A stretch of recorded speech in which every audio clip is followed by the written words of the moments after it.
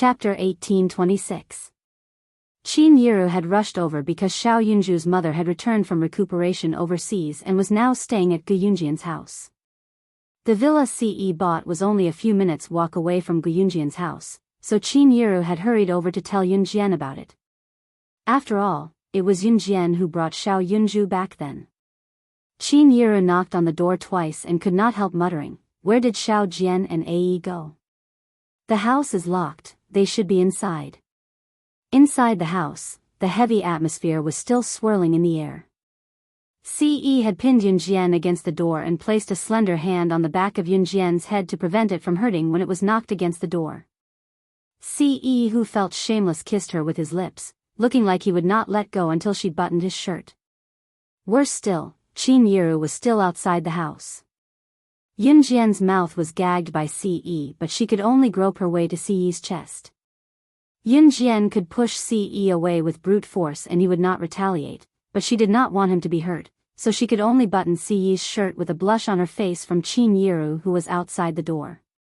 Yunjian had only buttoned his shirt for Ce just now. Since she was kissed by Ce, she could not see where her hand was going. Perhaps it was because Ce was gripping her mouth, she could not find the right spot with her outstretched hand. As slaying god, she could slit the throat with a single slash and her hacking skills were the best in the world. As the goddess of sorcerer, she had ruled Yulong mainland for thousands of years and had once slain the gods of deity continent. She was regarded as an object of reverence and worship by the world. However, as his woman, she was at a loss. Yunjian had only wanted to reach for the bottom button of his white shirt, but her head was held steady, so she could only grope blindly. Mama Qin, Jijia and Ce Gij must be in the house. Xiao Zhu told me to tell you. Duan Li's sharp voice came from the staircase outside the house. Yunjian and Ce, who were in the house, heard it loud and clear. Duan Li's voice sounded particularly frightening. Her hand slipped from the bottom of Ce's shirt as if she was caught doing something naughty and her right hand accidentally touched something indescribable. It was scalding and warm. Unable to react in time, Yunjian clenched her fists a few times. What was it? Soft and soft. Hard and hard. So big that she could not wrap her hand around it. Was it a gun he was hiding on him? Yunjian blinked. She could clearly feel the change in Ce's expression. As she thought about it, Ce suddenly stopped kissing her and grabbed her hand that was under him. Panting, he went to Yunjian's ear and whispered to Yunjian in a volume that only the two of them could hear. "Xiao Jian, are you playing with fire?" She actually held his. If Qin Yiru and Duanli, who were standing outside the door, were not here, he would have tossed her onto the bed right now. It was only then that Yunjian realized what she was grabbing and blushed. Yunjian was about to speak softly. Ce suddenly went to her ear and bit it softly, his warm breath blowing against her ear or neck. Yunjian shuddered. Outside the house, Qin Yiru waited for a while but no one came out. Her first reaction was that something had happened to Xiao Jian and Ae. Qin Yiru quickly ran to get the spare key. Just as she was about to open the door, she saw Yunjian walked out of the room drowsily and glanced at Qin Yiru, asking, "Mom, we just fell asleep. Is there anything you need? I thought something happened to you guys in the house." "Xiao Zhu's mother is back. She's over there now. Do you want to go and take a look?" Qin Yiru breathed a sigh of relief. There were news reports about family members staying silent in their own bedrooms, only to find a corpse in front of them the next day when they opened the door. Death by electrocution, suffocation, and so on. It was inevitable that Qin Yiru was worried. "I'll go take a look." Yunjian's cheeks were as red as a monkey's butt. Pretending that Ce was asleep, she walked out of the house and closed the door, not letting Ce out. She didn't even dare to imagine what had happened just now. Chapter 1827. Xiao Yunju's biological mother in this life was called Yun Hailan. Yun Hailan was stabbed in the stomach by brother Niu, who was collecting protection fees. Yun Hailan almost died back then and was sent abroad by Yunjian. She had been recuperating in the hospital for close to a year and was finally back now. Like Qin Yiru, Yun Hailan was a woman with a hard life, so when she saw her, she felt like she was seeing herself and was very courteous. When Yun Jian went to Gu Yunjian's house and saw Yun Hailan nearly knelt to Yun Jian. If it were not for Yun Jian back then, she would probably have died because she did not have the money to get her injuries treated. How could she have fully recovered today? In the end, it was Qin Yiru who stopped Yun Hailan, who was about to kneel. Xiao Zhu is an obedient and sensible child. We haven't spent much time together, but we're like a family. You're Xiao Zhu's mother. We're a family from now on. I've heard about your family background from Xiao Jian. Why don't you stay in Longmen City and keep me company from now on? We've been with Xiao Zhu for a year, we can't bear to let him go. You stay. The place I work at is hiring. You can come to work with me and we can take care of each other. Don't leave. Qin Yiru stopped Yun Hailan, who was about to kneel before her, and blurted out everything she wanted to say. Sometimes, things that could be solved with just a few words had to be made like a parting of life and death. If Qin Yiru had not said those words, Yun Hailan would have left with Xiao Yunju. After all, she was embarrassed to stay here. However, what Qin Yiru said made Yun Hailan waver. Longmen City's economy was more developed than Yun Hailan's hometown. The security here was much better, so there was no need to collect protection fees. Therefore, Yun Hailan thanked Yun Jian and Qin Yiru a few times and was just short of kowtowing. In the end, she stayed with Xiao Yunju. After that, Yun Jian wasn't worried anymore. At first, he was worried that Yun Hailan would insist on taking Xiao Yunju away. But from the looks of it, Xiao Yunju wouldn't go with Yun Hailan. Yun Jian was relieved. After Adam announced the good news, Mo's son, as the older brother, began to arrange Adam and Lan Su's wedding date. Lin Wei returned to an Han organization while Shuang brought Si Luo back to an Han organization to have a baby. His bet with Adam was still there. Everything seemed to have gone back to square one. Ce had returned to an Han, and this time, it was Yun Jian who chased him back to an Han. When everything was settled, Yun Jian put on her shoulder bag, which contained the butterfly knife given to her by Mu Ying, as well as the things she usually carried, and set off for the martial arts family. The letter Lan Su gave her contained the detailed address of this martial arts family. This martial arts family was different from other martial arts families. It was located in a small ravine in a very poor mountainous area. It would take more than 3 hours to get from the city to the county in the mountainous area and then to the nearest town. After that, it would take 1 or 2 hours to reach the destination on foot. The nearest town to the destination was called Yunling Town. It was a very fairy-like name. Yun Jian's destination was a place called Yunling Mountain. The martial arts family was built on Yunling Mountain. The construction of this martial arts family was similar to a large temple, but it wasn't a place to burn incense and pray. When Yun Jian arrived at Yunling Town, she was carrying her shoulder bag. Just as she asked the boss of a shop for the location of Yunling Mountain, the boss asked her in surprise, "You're going to Yunling Mountain too? You're going to the martial arts family, the Huang family, to learn martial arts, right?" Yun Jian nodded. Naturally, she wouldn't reveal her intentions. The Huang family's martial arts are famous. Many people have come to the mountain recently to learn martial arts. Chapter 1828. The Huang family was that martial arts family. The Huang family was a martial arts family that had been passed down since ancient times. Among the martial arts families, they were considered the top. Therefore, every year, many youths who loved martial arts would go to Yunling Mountain to study under the Huang family. When the shop owner heard that Yun Jian was going to Yunling Mountain, he naturally wanted her to learn martial arts.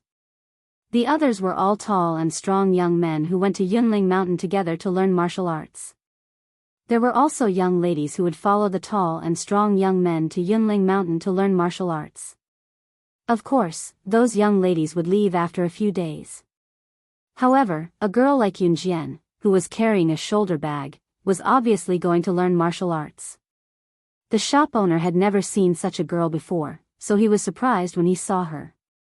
He recommended Yun Jian to get acquainted with a few young men in his shop who were also going to Yunling Mountain. When they heard that someone was going to Yunling Mountain, a few young men who were eating in the shop quickly came out to greet her. After all, it was a very good thing to be able to make a few friends in an unfamiliar place. Hello. Are you going to Yunling Mountain too? My name is Song Jiechi.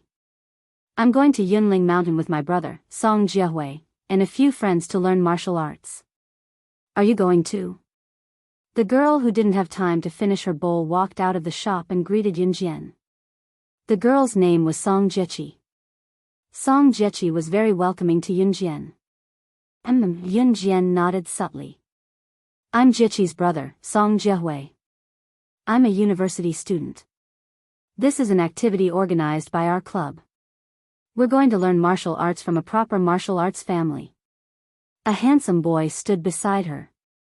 He was about 18 or 19 years old, about 1 or 2 years older than Song Jiechi. He looked very similar to Song Jiechi. One look and one could tell that they were handsome and beautiful. The boy who called himself Song Jiehui politely introduced himself to Yun Jian. Yun Jian also nodded politely at the two of them. Little girl, don't be fooled by Jiehui and Jiechi's skinny looks. We're all from the same university. In our martial arts club, one of them is the president and the other is the vice president. They're very strong. Most of the boys in the school are no match for them. Another boy walked out of the shop. This boy had dyed his hair yellow. He looked like a local ruffian, but he was quite easygoing. He didn't feel like a hooligan at all. After introducing Song Jiechi and Song Jiehui, the boy stuck out his tongue at Yun Jian and introduced himself. My name is Lin Xiang. I'm in the same university as them. I'm a member of the martial arts club. According to Song Jiechi, there were 5 members of their martial arts club. Other than Song Jiechi, the other 4 were boys. These people were very friendly, and Yun Jian didn't know the way, so she went with them. Song Jiechi and the others hadn't finished their wontons yet, so Yun Jian also walked into the store and sat at a table. In addition to Song Jiechi and the other 4, there were 3 other people who were planning to go up the mountain with them. These 3 people were slightly older than Song Jiechi's group. They were all in their 20s. There were 2 men and 1 woman. These 2 men were quite friendly. They introduced themselves to Yun Jian. Their names were Gong Yiba and Ma Qinggong. However, the woman in her 20s wasn't particularly good-looking. She was only about 1.52 meters tall, but she weighed 120 kilograms. She didn't even bother to stand up. When Yun Jian walked in just now, this woman glanced at Yun Jian with a strange look. Then she buried her head and ate her wontons. After eating the wontons in her bowl, this woman knocked her chopsticks on her bowl and chopsticks. She looked up at Yun Jian and asked in a strange tone. Chapter 1829. Adolescent girls were more or less rebellious. If they weren't rebellious, it would be unscientific. The woman who spoke was called Wang Gonggong. Wang Gonggong didn't look very good. Her nose was a little flat, but her face was covered with thick makeup. She looked like a typical gangster. Wang Gonggong, Gong Yiba, and Ma Qinggong were all university students. However, they were in their 4th year and were obviously a few years older than Song Jiechi and the rest. Wang Gonggong was a typical gangster among the female students. She smoked, drank, and went out to play with men. She didn't go back to the dormitory during university curfew. She fell in love and acted like a lady in front of boys. Although Wang Gonggong was ugly and had a bad figure, there were always some boys who were willing to date her when she mingled in society. Wang Gonggong was a quiet girl, but she didn't give any face when she spoke. Of course, this silence was also an act. As long as she was in front of a handsome boy, she would immediately change her tune and act coquettishly. Gong Yiba and Ma Qinggong weren't the boys Wang Gonggong liked, so she couldn't be bothered to pretend. Wang Gonggong said right away that Yun Jian had come to such a place alone because she had fallen out of love. Because a girl like her wouldn't think that Yun Jian was a capable person. Hey, what do you mean by that? Can't she come here alone to learn the profound martial arts of our country? Why do you make it sound like a girl can only come out alone when she's heartbroken? The first person who was unhappy with Wang Gonggong's words was Song Jiechi. Song Jiechi shouted at Wang Gonggong. Can't I say it? I think she came here alone because she's heartbroken. Wang Gonggong glared at Song Jiechi. Song Jiechi was so angry that she almost flipped the table. In the end, Song Jiehui calmed her down. If it weren't for Gong Yiba and Ma Qinggong's good attitude, Song Jiechi and the rest wouldn't have followed Wang Gonggong. Yun Jian pursed her lips and ignored Wang Gonggong. 1.5 hours later, they set off from Yunling town and finally arrived at the foot of Yunling mountain. After another hour of climbing, they finally reached the top of the mountain. As soon as they reached the top, they saw a huge ancient building that looked like a temple. However, its architectural style was completely different from that of a temple. There was also a plaque hanging above the entrance. On the plaque, from right to left, there were 4 words written in ancient seal script: Heavenly Dao Huang Family. As soon as Yun Jian and the others walked through the gate, they saw a group of people shouting and practicing martial arts with an old man who looked like a cultivator immortal standing on the high steps. Every time he displayed a fist technique, a loud shout would come from his throat. Ha! Hey! This was an orthodox martial arts family. Are you here to practice martial arts as well? Seeing that someone had entered the door, the old man jumped down from the stairs. After instructing the disciples around him to practice freely, he walked towards Yun Jian and the others. Yes. Song Jiechi and the others replied excitedly. Yun Jian didn't have the time to stay here and practice martial arts with them. She did not forget her purpose, which was to get the letter. Song Jiechi and the others looked at the old man excitedly and respectfully, trying to join the disciples who practiced martial arts. Yun Jian's words suddenly rang out in front of Song Jiechi, Song Jiehui, Wang Gonggong, and the others. She said to the old man. Chapter 1830. Yun Jian's words carried a certain authority, causing the elder to pause. Song Jiechi, Song Jiehui, Lin Xiang, and even Wang Gonggong were speechless. What Yulong continent, daughter of the Wu clan, sorcerer goddess? What the hell was this? Moreover, wasn't Yun Jian here to learn martial arts like them? Why did she ask the elder to meet the head of the Huang clan the moment she arrived? What daughter of the Wu clan? What is sorcerer goddess? Are you here to engage in crooked practices? Didn't you ask around before you came? The head of the Huang clan, Huang Bidian, isn't someone anyone can meet. Some people don't even get to meet the head of the Huang clan from the time they joined the clan to learn martial arts until they left. You're just a lovelorn girl with no power or influence. Why would the head of the Huang clan want to meet you? Even Wang Gonggong, who wasn't very satisfied with Yun Jian, was in awe of the Huang clan, which was ranked first among the martial arts clans. After hearing Yun Jian's words, Wang Gonggong took the initiative to speak to Yun Jian. His words sounded as if Yun Jian had really come here because she was heartbroken and was here to cause trouble. Song Jiechi and the rest didn't say anything. The old man, who had been teaching a group of students who were also apprentices, was also surprised. Most of the apprentices who came to the Huang clan to learn martial arts were in awe when they spoke to the Huang clan. Not to mention Yun Jian, who directly walked up and asked the head of the Huang clan to meet her. She was totally different. The old man had never seen such a clean and tidy little girl with a shoulder bag say such words the moment she came to his door. Obviously, the elder and the people around him didn't know about Yulong continent, much less the sorcerer clan. Of course, Yun Jian said this because she knew that the head of the Huang clan, Huang Bidian, must know about the existence of Yulong continent. Putting aside how many times the head of the sorcerer clan, Wu Lan, had sent people to the Huang clan to collect letters, but to no avail.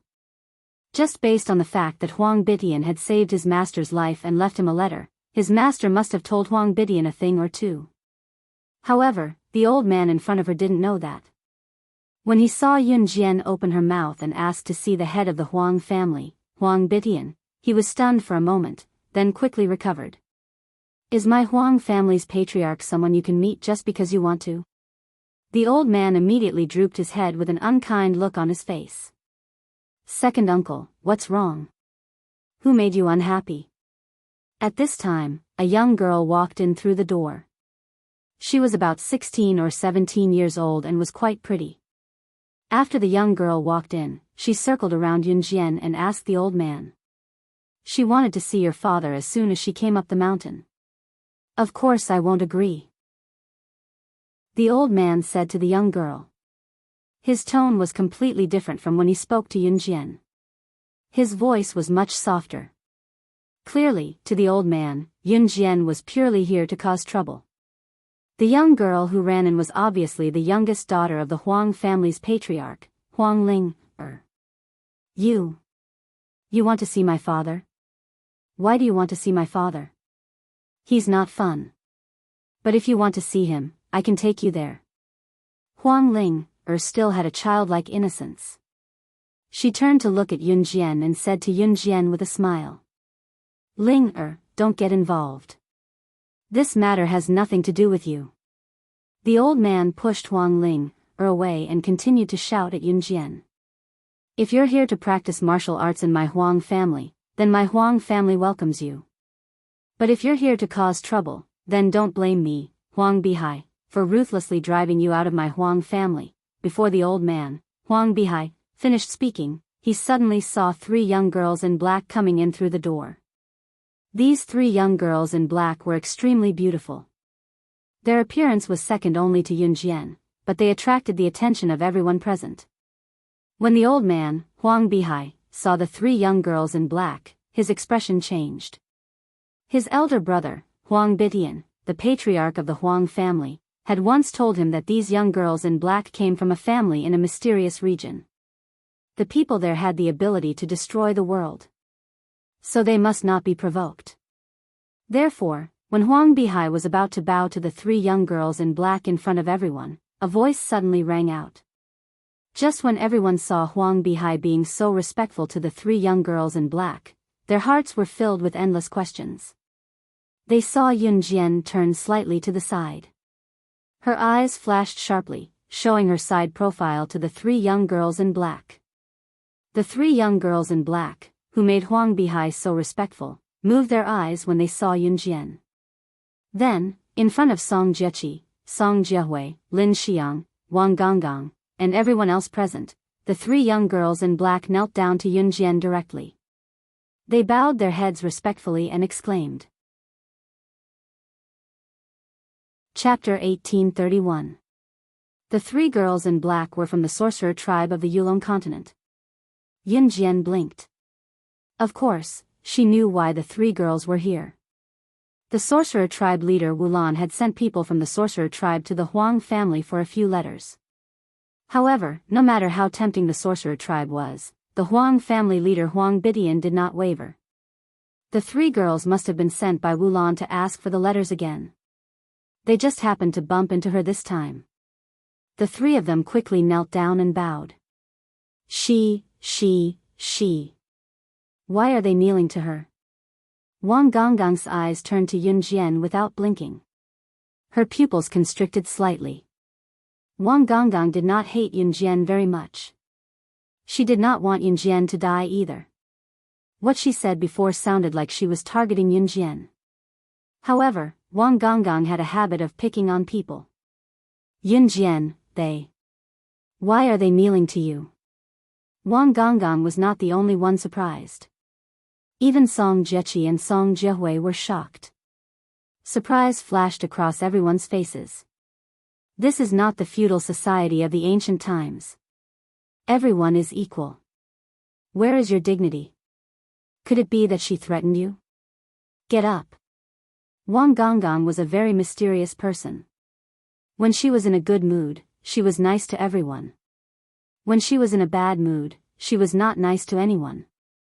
Seeing the 3 girls in black kneeling in front of Yunjian and bowing to Yunjian with the etiquette of the Yulong continent, she could not take it anymore. Or maybe the 3 girls in black were too mysterious. People were all cheap. If someone acted like they did not want to talk to you and did not take you seriously, you would think that this person was good and want to get close to her. Wang Gonggang felt that the three black-clothed girls were quite mysterious, so he wanted to make friends with them and tried to pull them over. However, when Wang Gonggang reached out her hand, one of the three girls in black pushed her away and ignored Wang Gonggang. "You don't have to kneel here." After Wang Gonggang was pushed away by one of the three black-clothed girls, Yun Jian's voice rang out. Hearing this, the three girls in black who had ignored Wang Gonggang immediately stood up and retreated to the side. This degree of obedience was in stark contrast to his action of pushing Wang Gonggang away. Wang Gonggang's face instantly darkened. "Second uncle, look, this sister looks like a good person. I'll go call my dad." When Huang Linger saw this, she turned her head and winked at Huang Bihai. She then turned around and walked towards her father's residence. Huang Bihai simply couldn't stop this naughty girl. By the time he shouted, Huang Linger had already walked far away. After a while, Huang Linger brought over a man in his 50s. He was wearing a righteous martial arts uniform and had short hair. He was about to enter his old age. This person was the head of the Huang family, Huang Bidian. "Dad, it's this sister." Huang Linger led Huang Bidian to Yun Jian. She leaned forward mischievously and stuck out her tongue at everyone. Then she pointed at Yun Jian. It was apparent that Huang Bidian had heard about Yun Jian from Huang Linger before he came. Coupled with the presence of the three witches, Huang Bidian had basically determined Yun Jian's identity. He looked at Yun Jian and frowned. "You're the disciple of expert Bailey?" "The witch tribes." "Which god?" Bailey was a surname. The expert Bailey that Huang Bidian mentioned was her teacher. Yun Jian nodded. "You can say that. If it wasn't for him, I wouldn't have learned all of this." "Then I can't give you the letter." Huang Bidian frowned and refused. In the eyes of everyone present, Huang Bidian was a supreme existence. The head of the Huang family. The head of the Huang family, which was ranked first among the martial arts families. Huang Bidian directly rejected Yun Jian. No one was surprised. However, they all thought that Yun Jian would definitely beg Huang Bidian for what she wanted. She seemed to be begging Huang Bidian for the letter. Just when everyone thought that Yun Jian would beg Huang Bidian to give her the letter, Yun Jian's eyes flashed with a murderous intent. Standing in front of everyone, her petite figure refracted the words that made everyone present unable to help but submit to her. In the next second, she flipped her hands and two butterfly knives appeared in her hands, one on each side. The blades reflected the sunlight, and the light from the knives blinded everyone's eyes. They couldn't help but squint. When everyone opened their eyes to look at her, they heard her cold words suddenly ring out. Chapter 1832. She had to get this letter. It was not only because her mentor in her past life had taught her these skills and allowed her to survive in that bloody world. Yun Jian's intuition told her that her mentor, Bailey Expert, had an inextricable relationship with the thousands of continents. She had sent Wulan to search the entire Yulong mainland, but she could not find any trace of her mentor, Bailey Expert. On Earth, as long as one was a righteous earthling, nothing could escape her eyes. In Yulong mainland, the power of the sorcerer tribe was spread all over the continent. However, she could not find any information about her mentor. What did this mean? The only explanation was that her mentor was neither from Earth nor the Yulong mainland. It was more likely that he came from a continent of a higher level than Yulong mainland. Although Yulong mainland was not the lowest level continent, in the thousands of years since the sorcerer god's departure, Yulong mainland had fallen from its former glory of being second only to deity mainland. Yun Jian's intuition told her that her mentor was most likely from deity mainland. Yun Jian did not know that Ce had regained all his memories, so she did not ask him. Her soul returned to reality. When Yun Jian finished speaking, everyone's pupils contracted. Even Huang Bidian sucked in a deep breath. Kosha mercenaries? Slaying God? Apart from Huang Bidian and Huang Bihai who took a deep breath, Lin Xiang also cried out in surprise. It was obvious that they knew what these two names represented. After exclaiming this, Lin Xiang frowned. He didn't even know why he was exclaiming. These two titles, I seem to have heard of them somewhere before. University students would not pay attention to these things. Most university students would only pay attention to the opposite sex. They did not pay attention to national or international affairs at all. Sometimes, when the class subscribed to a newspaper, the newspaper would report on national or international affairs. Only then would the students pay more attention to it. Of course, the people who knew about organizations or people like kosher mercenaries and slaying God were usually those who were in this world. Huang Bidian and Huang Bihai must have heard about it. But for university students like Lin Xiang, Song Jieqi, Song Jiehui, and Wang Gonggang, even if they wanted to know, they had no way to do so. Haven't you heard a lot of things? You brat, you always say that you've heard of something big. Where did you hear it from? I can't tell you the details, so you should wash up and go to the side. Song Jiehui walked over and knocked on Lin Xiang's head as he said with a half-smile. Lin Xiang scratched his head and pursed his lips. I really seem to have heard of it somewhere before, but even so, whether it was Song Jieqi, Song Jiehui, Lin Xiang, or Wang Gonggang, they were all shocked by Yunjian's arrogant words. Perhaps Yunjian's tone was too arrogant. Or perhaps it was because the titles of kosher mercenaries and slaying God sounded domineering. When they turned to look at Huang Bidian and Huang Bihai's reaction, they saw their eyes widen. When they looked at Yunjian again, they were so shocked that it was as if they had eaten dog poop. They looked as if they had heard something big that they had never heard of before. Especially Huang Bihai, who had been rude to Yunjian from the start, he was the most unsettled. His hand was trembling like a spring as he pointed at Yunjian. He screamed in horror, "Yyuu, ahem." Huang Bidian was obviously smarter than Huang Bihai. He immediately stopped Huang Bihai from spilling the beans.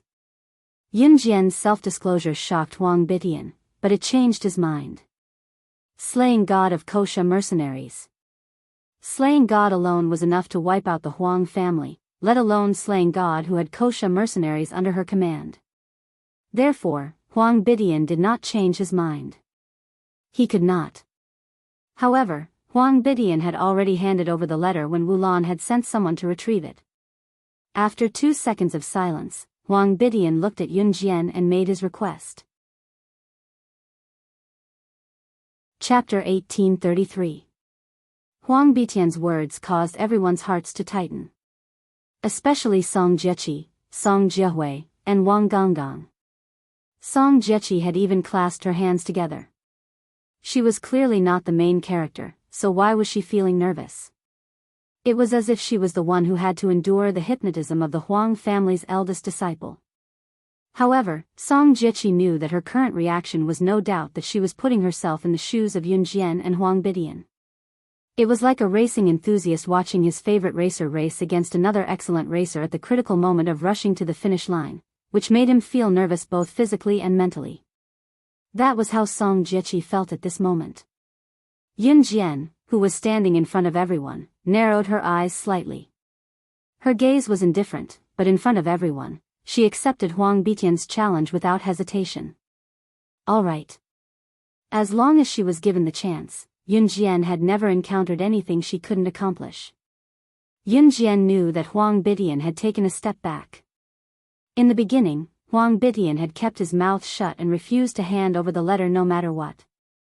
Sometimes, revealing one's identity could save a lot of trouble. The reason Yunjian brought up her identity today was to change Huang Bidian's mind. Yunjian wasn't stupid. Unless she had no other choice, she wouldn't use the most absolute method to achieve her goal. For example, if Huang Bidian rejected her and she went on a killing spree, then not only would she be a lunatic, but she would also be a fool.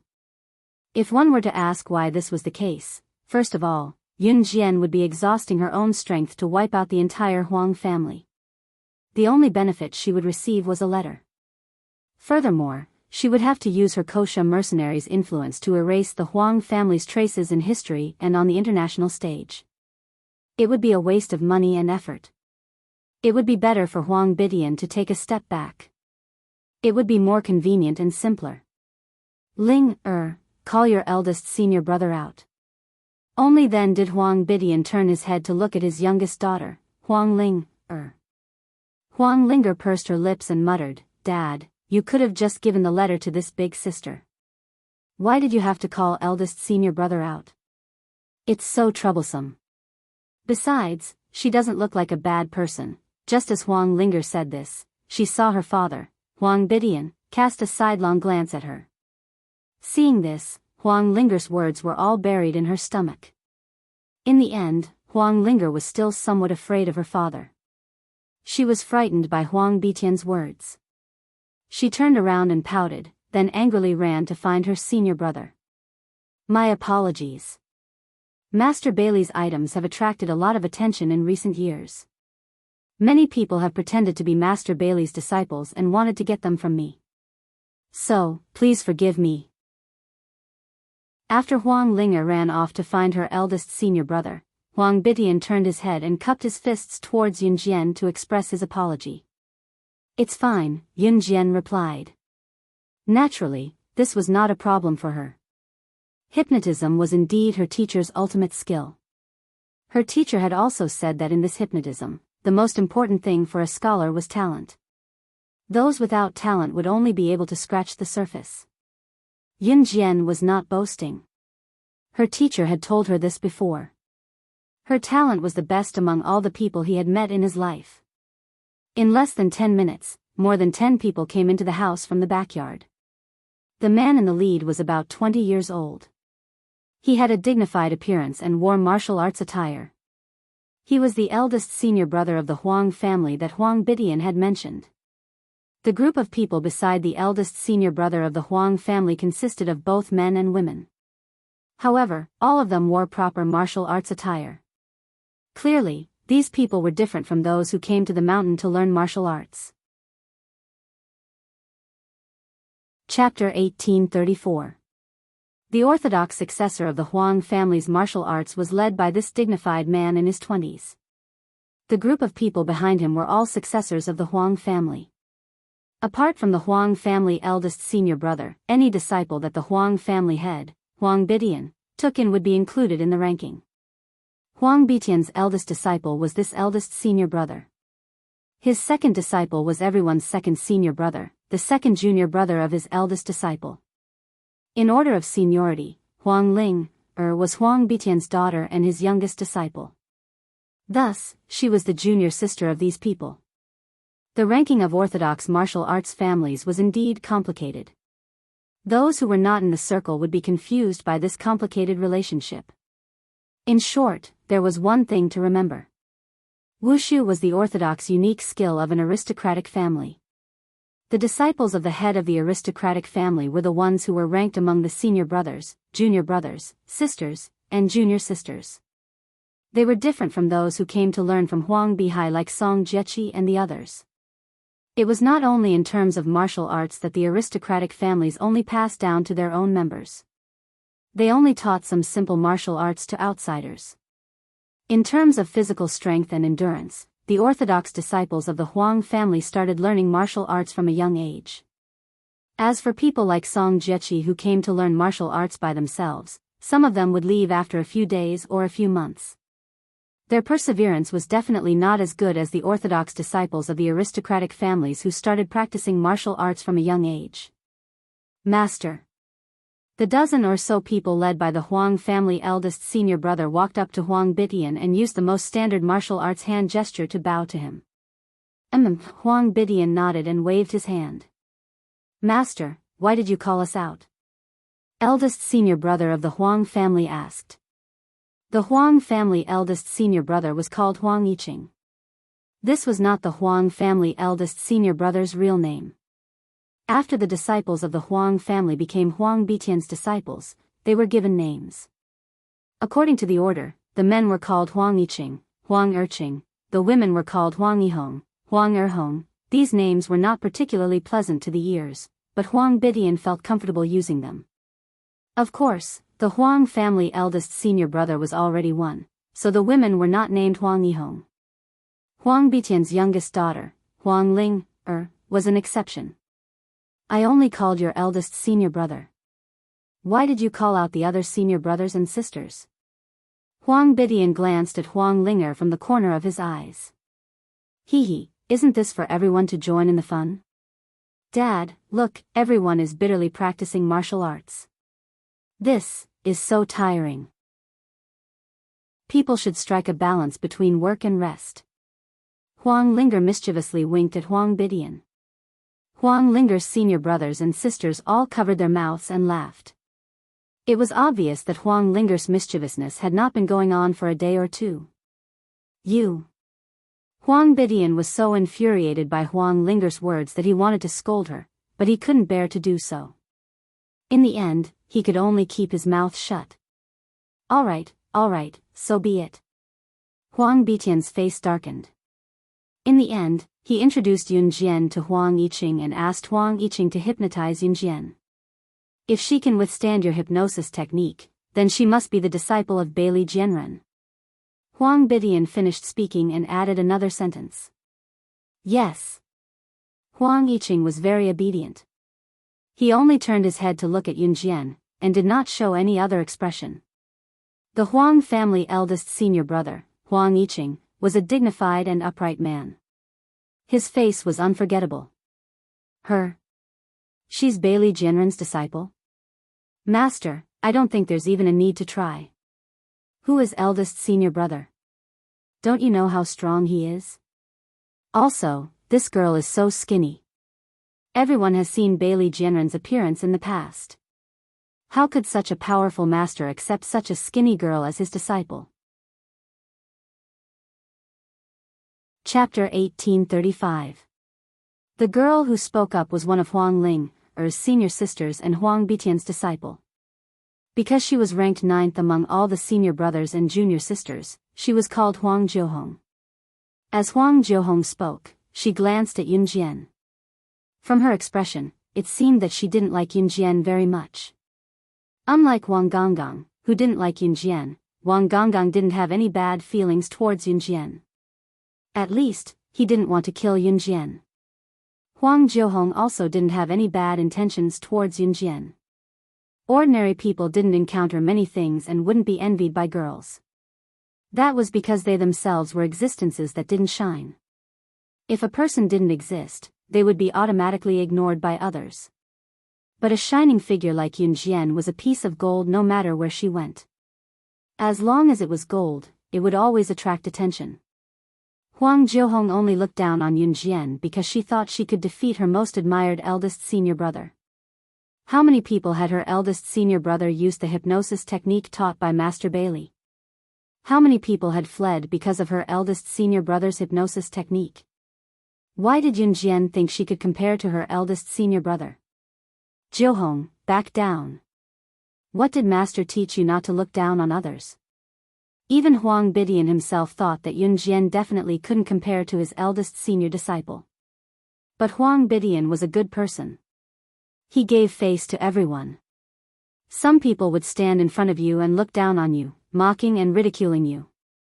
Some people would look down on you, but would give you face. When comparing the two, the latter would naturally be better. When Huang Jiuhong heard Huang Bidian's words, she curled her lips and muttered to herself, "What's wrong with you? You don't have any skills to begin with, and you don't allow people to talk about you? Then just wait and see. Watch my eldest senior brother beat you up." Once Huang Jiuhong gave the order, Huang Yiqing stepped forward and began hypnotizing Yun Jian in front of everyone, as per his master's order. Yun Jian could tell that Huang Yiqing's hypnotism was the most rudimentary and low-level technique he had ever learned. Perhaps this kind of hypnotism could be used in front of other people for a while, but in front of professionals, it was not qualified at all. The eldest disciple of the Huang family, Huang Yiqing, who was standing in front of Yun Jian, took out a rope with a small ball hanging from it. He placed the small ball in front of Yun Jian and shook it twice. Then, he said in a delicate voice, "Close your eyes and open them again." These were all steps of hypnosis. Yun Jian did as she was told. Eldest senior brother is awesome. Let this overconfident girl know your strength. At this moment, Yun Jian heard Huang Jiuhong shout at Huang Yiqing. The surrounding people watched the scene with all their might. They were surrounded by people from all over the country who came here to learn martial arts. At this moment, Yun Jian and Huang Yiqing were looking at each other and using hypnotism. How could they not be interested in such an amazing battle? Some of them would only get to see such an interesting battle once in their lives. Hence, they all gathered over. Those who could not all climbed to higher places to watch. For a moment, everyone held their breaths. At this moment, Yun Jian opened her eyes. After Huang Jiuhong finished speaking, she suddenly said to Huang Yiqing, "Look, your junior sister is calling you." When Huang Yiqing heard Yun Jian's words, for some reason, he followed Yun Jian's words and glanced in Huang Jiuhong's direction. The moment he came back to his senses, his eyes met with Yun Jian's eyes again. However, there was an unusual color in Yun Jian's eyes. In the next second, Huang Yiqing suddenly hugged his head as if he had seen something he did not want to see. In front of everyone, he hugged his head and squatted on the ground. When Huang Bidian and Huang Bihai saw this, their faces turned pale with fright. Everyone's faces changed in shock. She actually managed to hypnotize Yiqing. She managed to hypnotize Yiqing in such a short time. This power, I've only seen it from expert Bailey. Huang Bidian was so shocked that he cried out on the spot. The words Yun Jian said to Huang Yiqing just now was the turning point in the counter-hypnosis. After hearing Huang Bitian's words and seeing that the battle had ended before it even started, and that Yun Jian had managed to hypnotize Huang Yiqing instead, everyone present had the same expression on their faces. They were so shocked that they could not react for a long time. They just stared blankly at the beautiful girl. Chapter 1836. Perhaps no one had seen when Yun Jian had turned the tables and hypnotized Huang Yiqing. But in fact, from the moment Huang Yiqing asked her to close and open her eyes, she had already begun to hypnotize Huang Yiqing. As for Huang Yiqing's hypnotism, it had no effect on her at all. Later, she told Huang Yiqing that his junior apprentice sister was calling him. Everyone knew that hypnotism required many external factors to hypnotize someone. The process of hypnotism was also related to a person's willpower. By the time Huang Yiqing turned around, he was already affected by external factors. If Yun Jian hypnotized him directly, he would see the horrifying image in his mind. This was the reason why he hugged his head and squatted down to exclaim in shock. Huang Bidian had already guessed that Yun Jian was expert Bailey's disciple. Today, he had asked his eldest disciple to hypnotize Yun Jian to confirm that Yun Jian was expert Bailey's disciple. Secondly, it was just a formality. Never in his wildest dreams did he expect that Yun Jian's ability today was almost the same as Bailey's shows back then. In fact, her talent in hypnotism was even higher than expert Bailey's.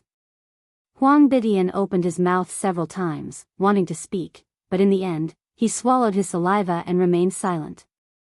"Master, this means that she really is expert Bailey's disciple?" Huang Jiuhong, who had been disdainful of Yun Jian, swallowed his saliva and licked his lips as he asked Huang Bidian in astonishment. Although they didn't know who Master Bailey was, Song Jieqi, Wang Gonggang, and the others could guess that Master Bailey wasn't an ordinary person when they saw how respectful Huang Bidian and the others were when they mentioned his name. Was Yun Jian really expert Bailey's disciple? Everyone looked at Huang Bidian in unison, waiting for him to confirm it. In front of everyone, Huang Bidian nodded. Yes. However, Huang Bidian walked over to Yun Jian under Huang Jiuhong's shit-eating expression. He bowed deeply to Yun Jian and said, "I'm sorry for offending you in the past.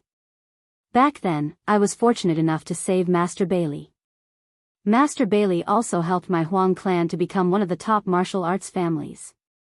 Master Bailey's kindness to my Huang clan is far greater than the simple act of saving his life. Therefore, even though my Huang clan has been in a difficult situation all these years, I didn't open the letter that Master Bailey left for me, telling me to look for him if I was in trouble. Since you are the disciple of Master Bailey, I will give you this letter as promised." After Huang Bidian finished speaking, he turned around and returned to his residence to retrieve the letter. About 10 minutes later, Huang Bidian returned with a thick envelope in his hand. There were probably several layers of envelopes inside this envelope. The letter left behind by Bailey Jiao was at the innermost layer. From this, it could be seen how important this letter was to Huang Bidian. Once the envelope was handed to Yun Jian, the latter unwrapped the envelope in a few moves. Is this the letter left behind by Master Bailey? Let us take a look. We've already opened it anyway. Huang Jiuhong quickly dispelled the awkward atmosphere. She walked over and was about to look at the envelope in Yun Jian's hand. Just as she looked over, Yun Jian dodged. Huang Jiuhong stomped her foot and pouted. In the end, Huang Bidian glared at her and she didn't say anything. Everyone watched as Yun Jian opened the envelope and took it out. When she saw the words on the envelope, her eyes lit up. Then, she seemed to be shocked by the words on the envelope. Seeing this, the surrounding group of people were somewhat curious. Even Huang Bidian was curious. Yun Jian was the kind of person who could remain calm even if the sky collapsed. Huang Bidian felt the same way about her. When he saw her shocked expression, he couldn't help but be even more surprised. In fact, Yun Jian wasn't just shocked. Her heart was in turmoil. However, she didn't show it on her face. Chapter 1837. Yun Jian was rarely surprised. However, whenever she was surprised, she would only appear slightly surprised on the surface. However, for someone like Yun Jian, who did not show her emotions on her face, a little surprise was enough to express the shock in her heart. The content of the letter was very simple.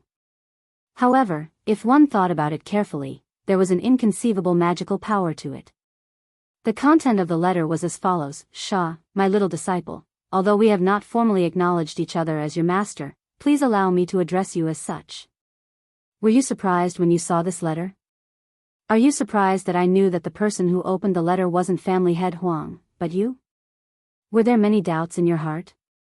All these years, I know your every move, including you as the sorcerer god. Heh, how is it?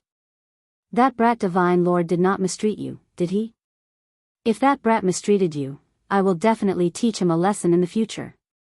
That brat has been pestering you ever since you were the sorcerer god. He is like a shadow. I have helped you to stop him several times. The next time we meet, you must treat me to 100 bottles of good wine. No, that brat divine lord should be the one to invite me. If that brat dares to not invite me, let him hug his butt tightly. Don't let me catch him and give him 100 whips. Hee, alright, I know that you must have many doubts now. It is not appropriate for me to say too much in this letter. Alright, my little disciple, I will not force you to say anything more. My good disciple, remember one thing. If you want to find me, go to the hunting academy. I will wait for you there. The way this letter was written was indeed her teacher's style. The handwriting was also written by her teacher, so there was no mistake. Yun Jian blinked. She was indeed surprised by the words in the letter. How did her teacher know that the person who received this letter was definitely her? Could it be that he had the ability to predict the future? Furthermore, he seemed to have known her when she was the sorcerer god in her previous life. He even knew Ce, who was the divine lord. Yun Jian had not recovered all her memories as the sorcerer god, so she could not find traces of her teacher. And her teacher actually wanted her to go to the hunting school to find him? Everything was premeditated. Even when he was slaying God in his past life, his master's appearance was something that was bound to happen. Or perhaps, all of this was just a coincidence. Yun Jian, there seems to be words at the back of the letter too. Song Jiechi, who was standing in the distance, couldn't see the contents of the letter in Yun Jian's hand clearly. However, she could vaguely see that there were words on the back of the letter in Yun Jian's hand, so she reminded her. Upon hearing this, Yun Jian relaxed her brows slightly. She flipped the letter to the back and saw that the same words were written on the back of the letter. Following the long letter in front of him, it was clear that his teacher had added a sentence that sounded like an old urchin. By the way, after you come to the hunting school, bring the Divine Lord Kid here if it's convenient. However, even if you don't bring the Divine Lord Kid here, I know that kid is like a sticky candy, no different from a bum bug. Wherever you go, he'll definitely follow. When Yun Jian read this, her teacher's smug expression as if he knew everything like the back of his hand flashed across her mind, along with the way he gently stroked his beard. She twitched the corner of her mouth, not knowing how to describe her current expression of not knowing whether to laugh or cry. What's written on the letter? Are you done reading it? Can you show it to us now? The more Huang Jiuhong looked at Yun Jian, the more curious she became. If it wasn't for Huang Bitian's gaze, Huang Jiuhong would have leaned over to look at the contents of the letter in Yun Jian's hand. Since the letter is already hers, let's not crowd around. Disperse, let's go and cultivate. Don't crowd around here. Huang Bitian waved his hand. Master, this letter. Yun Jian was the one who took it from you. What's wrong with us taking a look? Before Huang Jiuhong could finish her sentence. On the other side, Yun Jian had taken out a lighter from nowhere and burned the letter. After doing this, Yun Jian walked out. It seemed that she had to go to the hunting school this time. Since her teacher knew many of her identities, including her as the witch god. Then, did her teacher know the background of the mysterious person? And as the sorcerer goddess, why did she fall? Chapter 1838. Yun Jian was unaware of all these doubts. She had no way of finding them out at this moment. To solve her doubts, she had to go to the hunting school.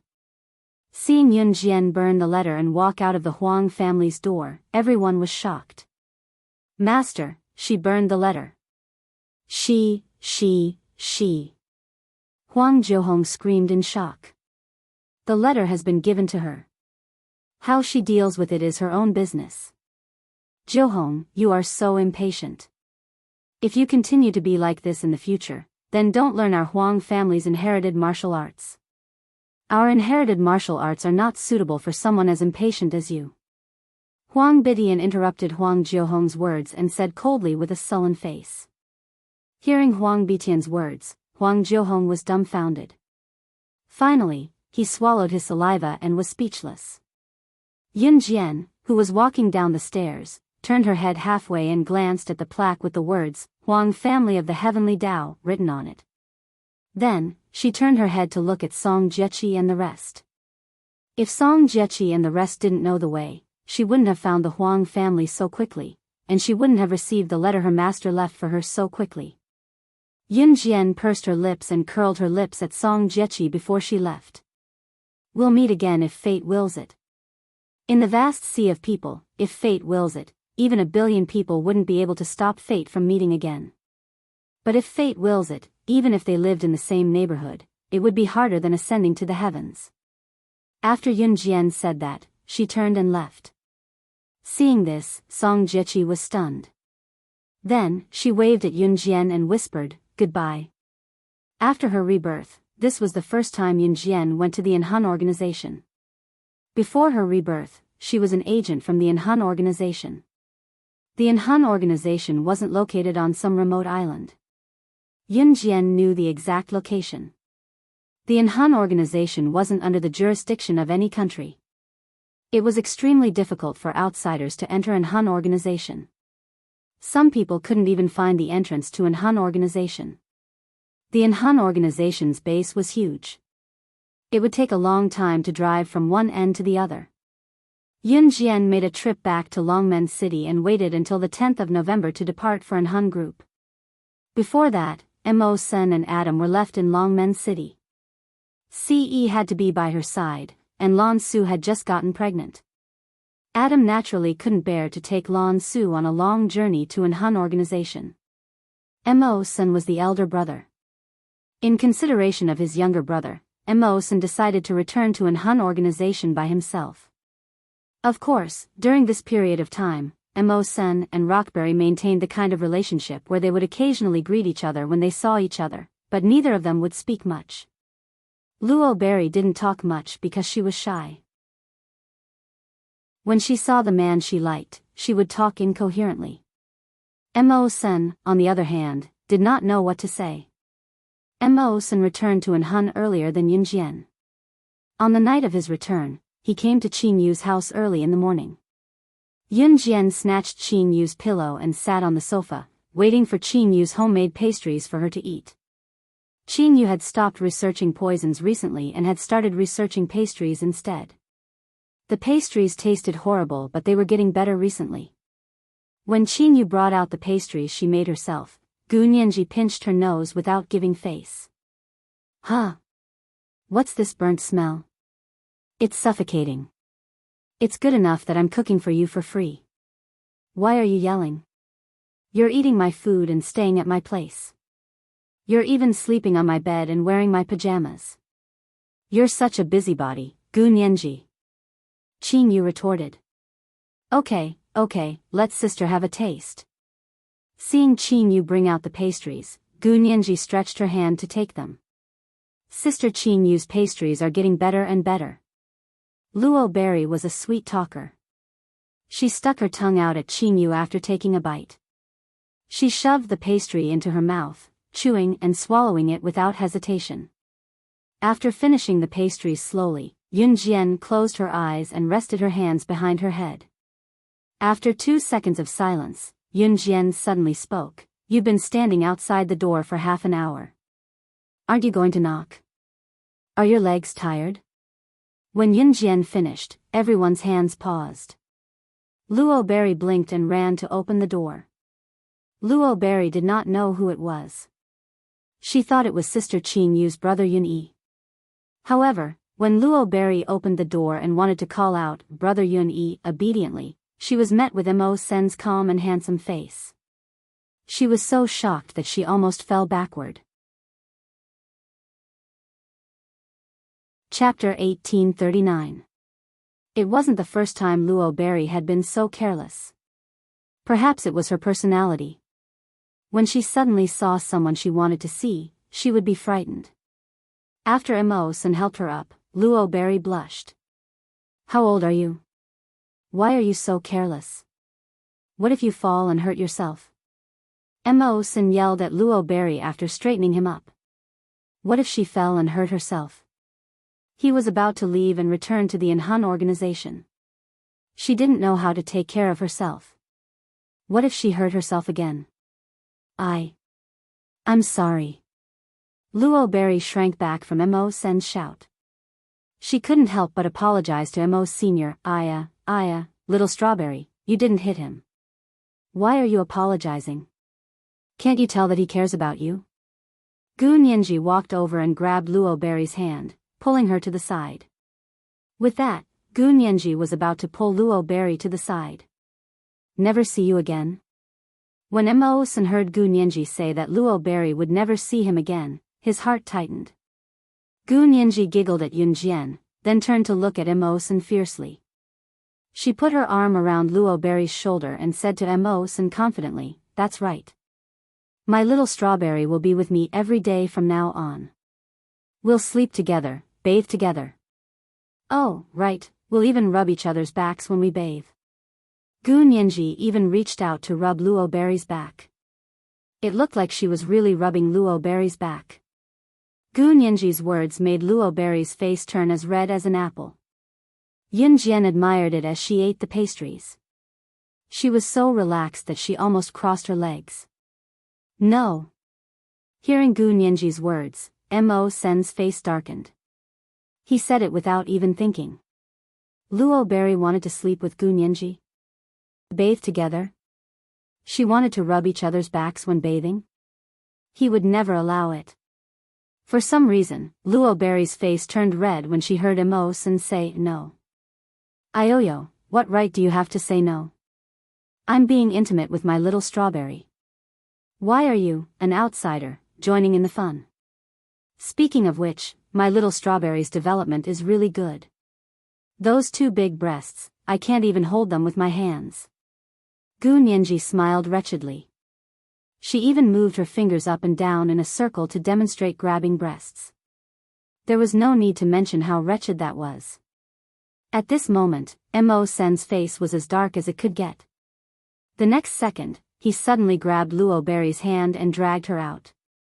Before he left, he said, I'm taking her away. I can't let her stay in this dirty place. Just because of this reason, he took her away. Gu Nianji waited for Immerse to take Rockberry away, then held her stomach and rolled around on the sofa where Yunjian was sitting.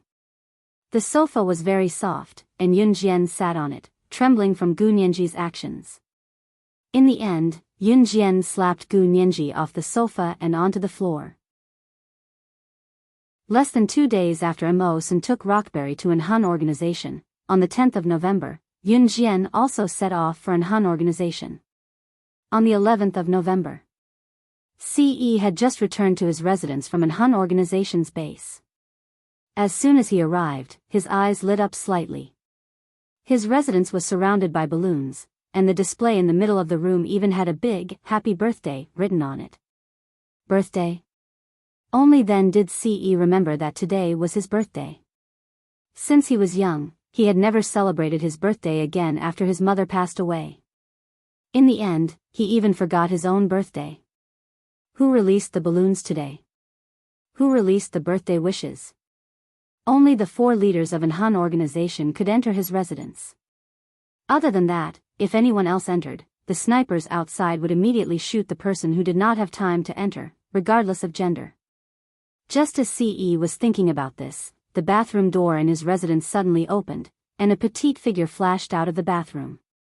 Yunjian, who had just finished showering, exuded a milky fragrance. Her hair was disheveled and was still wet. Yunjian only had a bath towel around her. Her voluptuous breasts were wrapped under the short bath towel, revealing half of her full breasts. Her little feet were bare as she stood on the floor.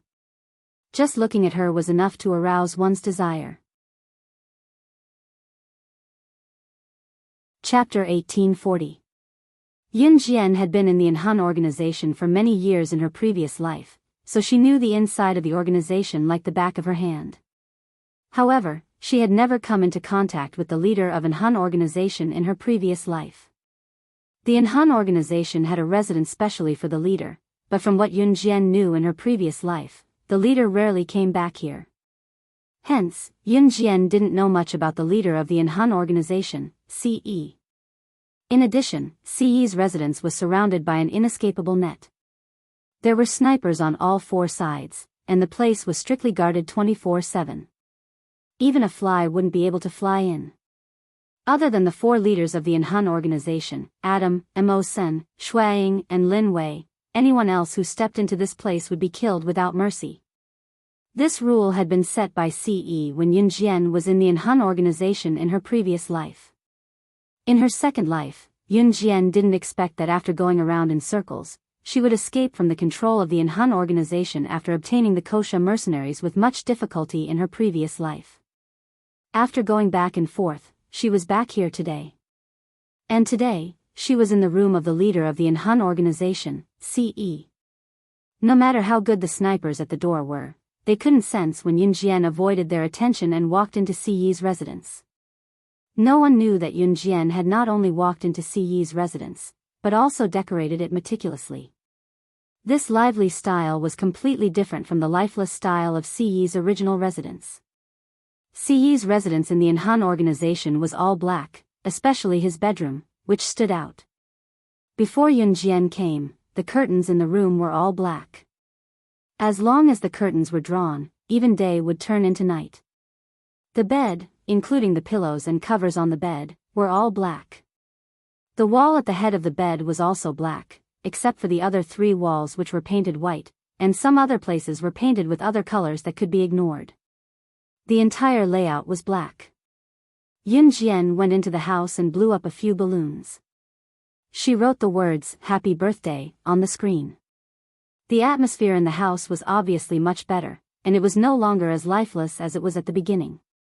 The room was filled with CE's unique scent. Yunjian had been lying on CE's bed and taking a nap for the entire morning. It was noon and the sun was high in the sky. Even though the air conditioner was turned on, Yunjian still felt sticky. Hence, she borrowed CE's towel and entered CE's bathroom to take a cold shower.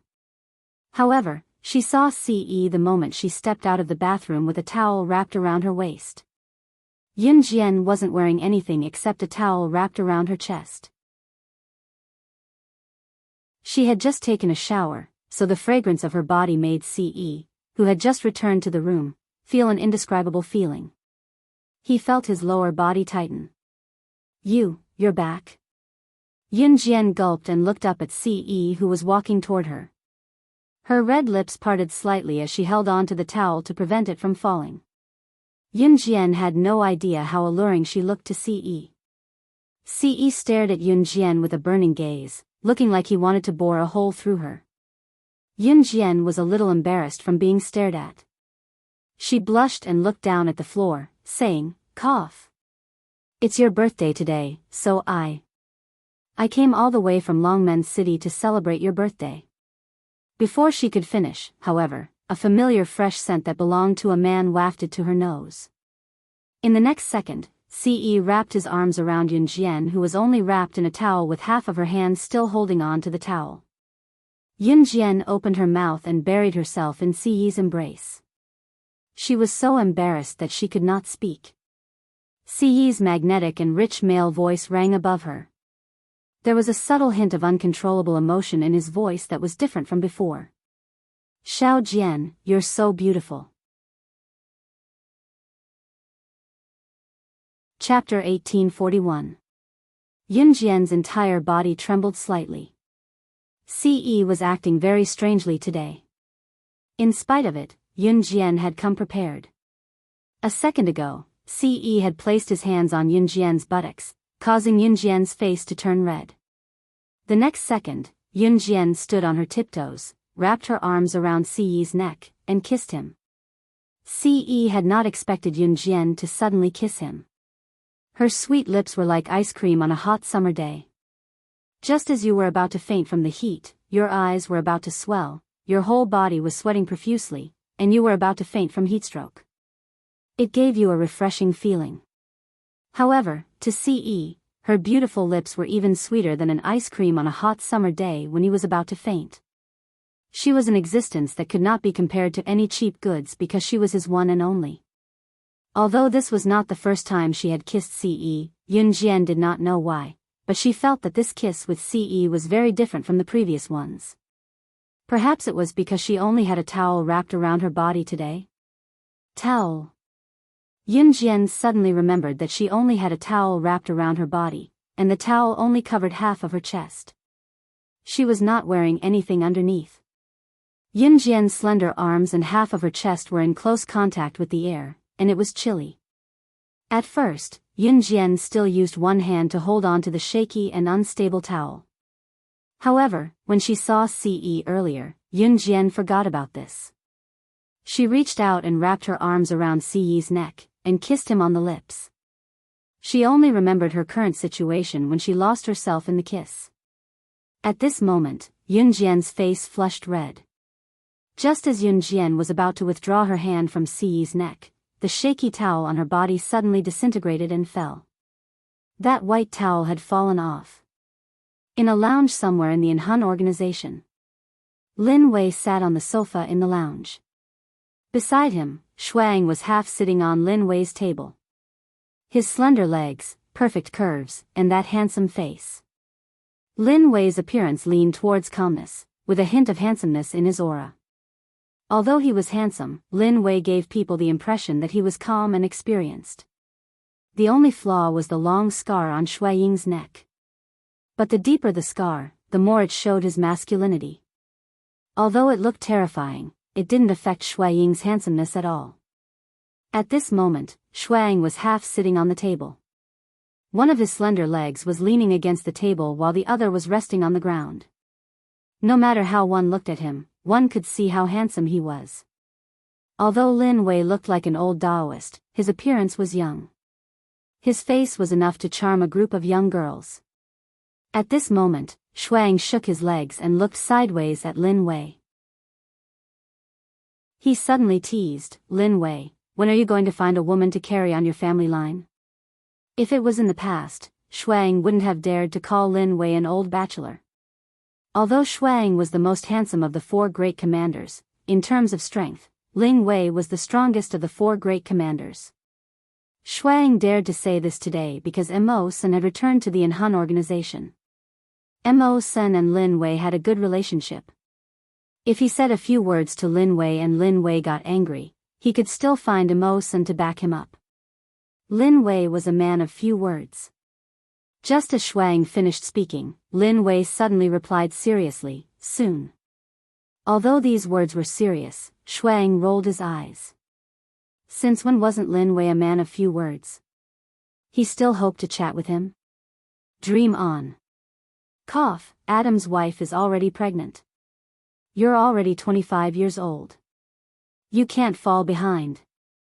Shuang jumped down from the table and walked to Lin Wei. He patted Lin Wei's shoulder and said this. With that, he walked out of the office in a carefree manner. Along the way, he even greeted Immerse who was walking to the office.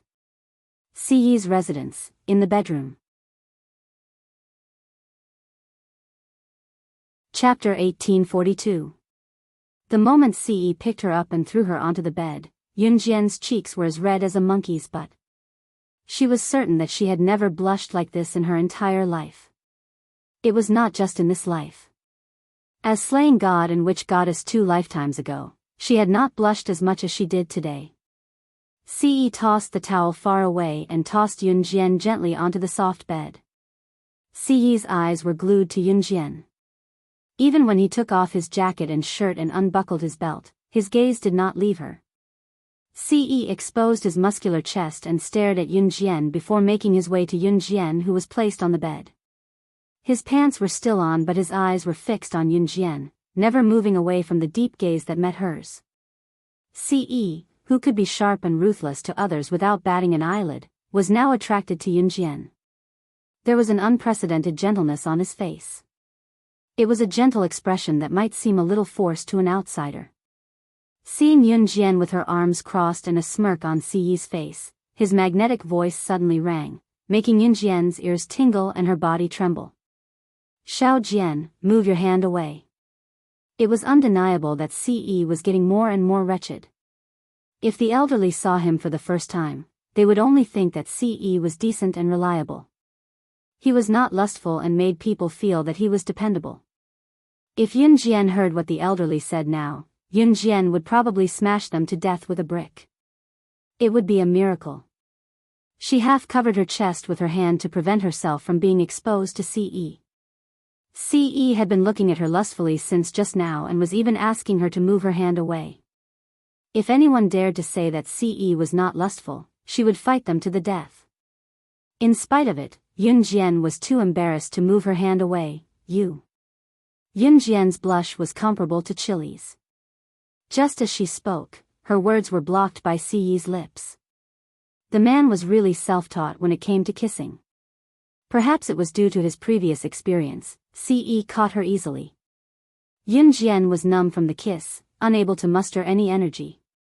She didn't even know when the hand that was covering her chest had been moved away and replaced with a bigger palm.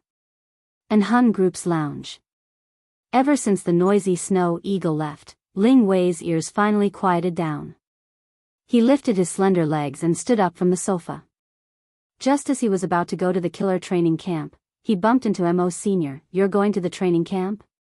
Lin. It was no wonder that the two of them had similar personalities. They even had a general understanding of where the other was going. Okay. Lin Wei nodded. Lin Wei was the one who spoke the most when talking to Mo Sr. "Snow Eagle said that you're looking for a woman to carry on your family line?" Mo Sun was not shy at all. "I'm planning to." Lin Wei answered Mo Sun briefly as he followed him out. "Who are you looking for?" Mo Sun asked again. "We'll talk about it later." Lin Wei did not have any requirements for his other half. He felt that it was enough for him to have a woman who could bear his children. As long as this woman was loyal to him and did not cheat on him, he would not find another woman in his life. It did not matter if there was no sex for love. If the future Snow Eagle heard Lin Wei's monologue, he would probably kick him and scold him. What happened to the sex for love? Go eat sh*t. There hasn't been any outstanding assassins in the training camp recently. Lin Wei had already arrived at the assassin training camp with Mo Senator. He stood not far away from the training camp and spoke briefly. "I'll pay attention and send someone over as soon as there's one." Emosen said to Lin Wei as they walked. In Ce bedroom. Ce had already taken off all his clothes. The two were hugging each other. Chapter 1843. Xiao Jian, you're mine. You're mine. Ce's breath blew against Yunjian's ear as he licked and kissed Yunjian's ear. Yunjian was numb from head to toe, unable to react for a long time. Just as Yunjian was numb from embarrassment and Ce was about to enter the main topic, ding, ding, ding, ding, ding. The doorbell of Ce's residence rang. A certain someone kept pressing the doorbell of Ce's residence like his life depended on it. Seeing that no one was opening the door, the ringing grew louder and more frequent. Accompanied by the ringing of the doorbell was a certain someone's desperate shout, "Young master, I have something to ask of you." From the sound of the voice, it was obvious who had rung the doorbell. It was Shuang. Other than him, no one else dared to press the doorbell of Ce's residence. The ringing of the doorbell was like a basin of cold water, extinguishing the pleasant atmosphere just now. In spite of it, Yunjian and Ce were burning with passion. Even a downpour would not be able to extinguish their flames. Ce growled and got up from the bed, picking up the towel on the floor and running his fingers through his black hair before heading for the door. Shuang, who was outside the door, pressed the doorbell twice in surprise. His young master used to come out quickly. Why did he? Just as he was thinking about it, the door opened. Shuang was about to say what he wanted to say when he saw Ce, who only had a towel around his lower body. Why was his young master dressed like this today? Shuang did not ask, of course, but just as he was about to speak, Ce growled at him with a dark expression. You! Get out in 3 seconds if you don't want to die. His young master had never spoken in such a furious tone, but he had said it today. In addition, Shuang knew that his young master would only lose control of his emotions in front of one person in his life and would only rage for that person. Shuang suddenly realized something. He was so scared that he quickly closed the door and ran away. Young master. I was wrong. I'll get out, I'll get out. Shuang ran like the wind, disappearing from the place in 3 seconds. Ce had the urge to strangle Shuang. Was it cold again today? Ce was so angry that he wanted to go back to his room to shoot Shuang. However, he scratched his black hair and went back to the room with a look of frustration. Yunjian was no longer on the bed. Yunjian had gone to the bathroom. Thinking about it, Ce was even more furious. If Shuang was here, he would choke him to death. It was then that Ce felt the room turn dark. The black curtains were suddenly closed by the remote control. His surroundings instantly turned pitch black, and no light could be seen from his 5 fingers. There was a sudden glint in Ce's eyes. Just as Ce did not know what was going on, a petite figure suddenly threw herself into his arms. Ce was only wearing a white towel. After the petite figure threw herself into his arms, Ce could clearly feel that she was naked. Suddenly, Ce felt someone bite his ear and Yunjian's voice rang out. Happy birthday. I'll be by your side every birthday in the future. These words were not a passionate declaration of love. Many people might not know what love was, but this thing called love had already taken root and sprouted in their hearts. Yunjian's words touched Ce for a moment. Chapter 1844. If Yunjian was asked to name the one thing she did not regret the most after her rebirth, she would definitely say it without hesitation. The one thing she did not regret the most was being reborn and meeting him. There was no girl who did not care about her chastity. But she was willing to give her best to him and never regret it. This was Yunjian's wish as the sorcerer god. Whether it was her as the sorcerer god or Yunjian, she did not regret meeting him or becoming his woman. Because she knew that she was not the only one who loved him. In his heart, she was something far more precious than his own life. Even if he had to sacrifice countless of his own lives in exchange for hers. He was willing. As long as she was fine. This was the wish of a divine lord. And the Divine Lord's life goal was not for anyone else, but for her. When the two of them were joined, Yunjian did not feel any pain because her heart did not hurt. Her heart was sweet and blissful.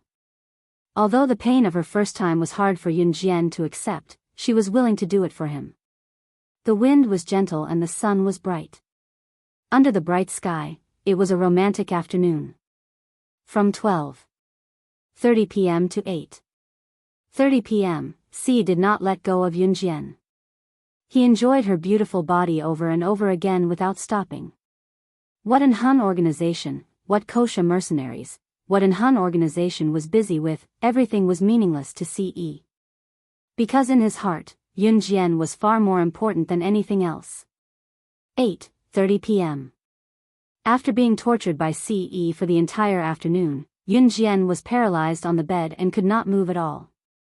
She had thought that knife wounds and gunshot wounds were the most painful injuries, but why were these things so tiring and painful as well? If she had known it would be so painful from the start, she would have waited until she was an adult before doing it. Yunjian even wanted to kill someone now. Why didn't Shuang break it completely? It seemed like she had to kidnap Si Luo. Of course, these were just Yunjian's thoughts.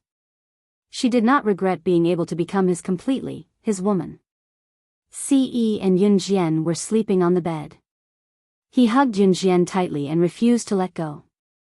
If it weren't for Yunjian begging him to let her go on the bed, he would probably be able to fight until the next morning.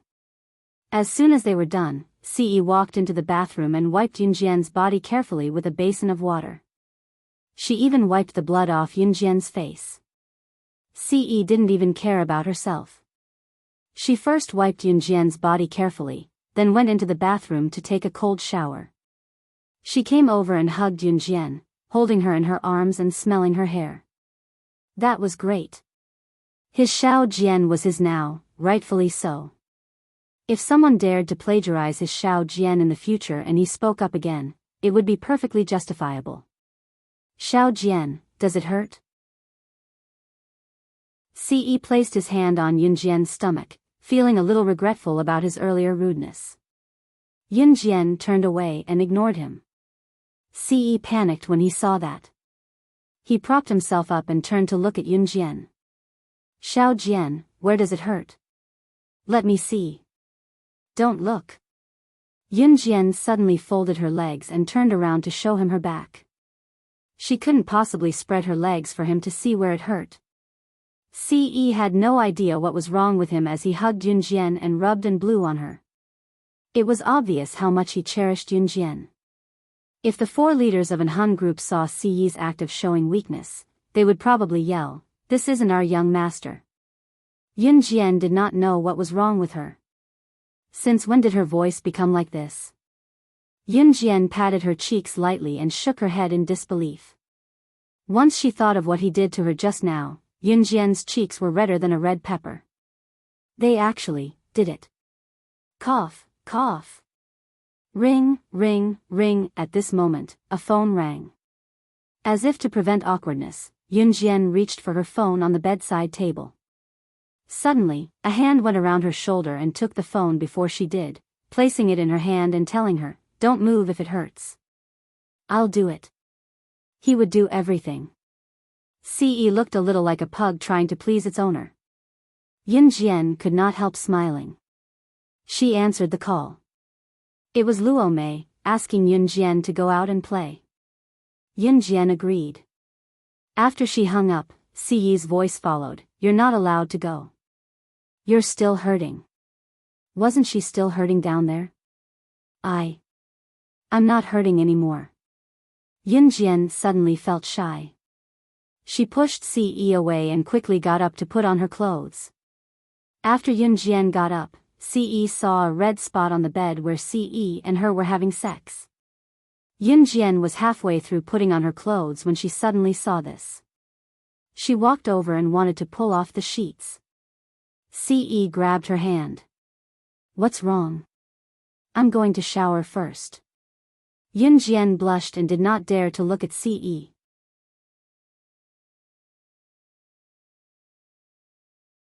Chapter 1845. The bedsheet instantly became a priceless treasure in Ce eyes. Yun Jian could not out-talk Ce in the end. She wanted to pull the bedsheet when Ce was not paying attention, but the soreness between her legs numbed her and made her legs wobble. If it were not for her good stamina, Yun Jian would have knelt on the floor long ago. Yun Jian, however, turned to her side and fell toward the edge of the bed instead of kneeling.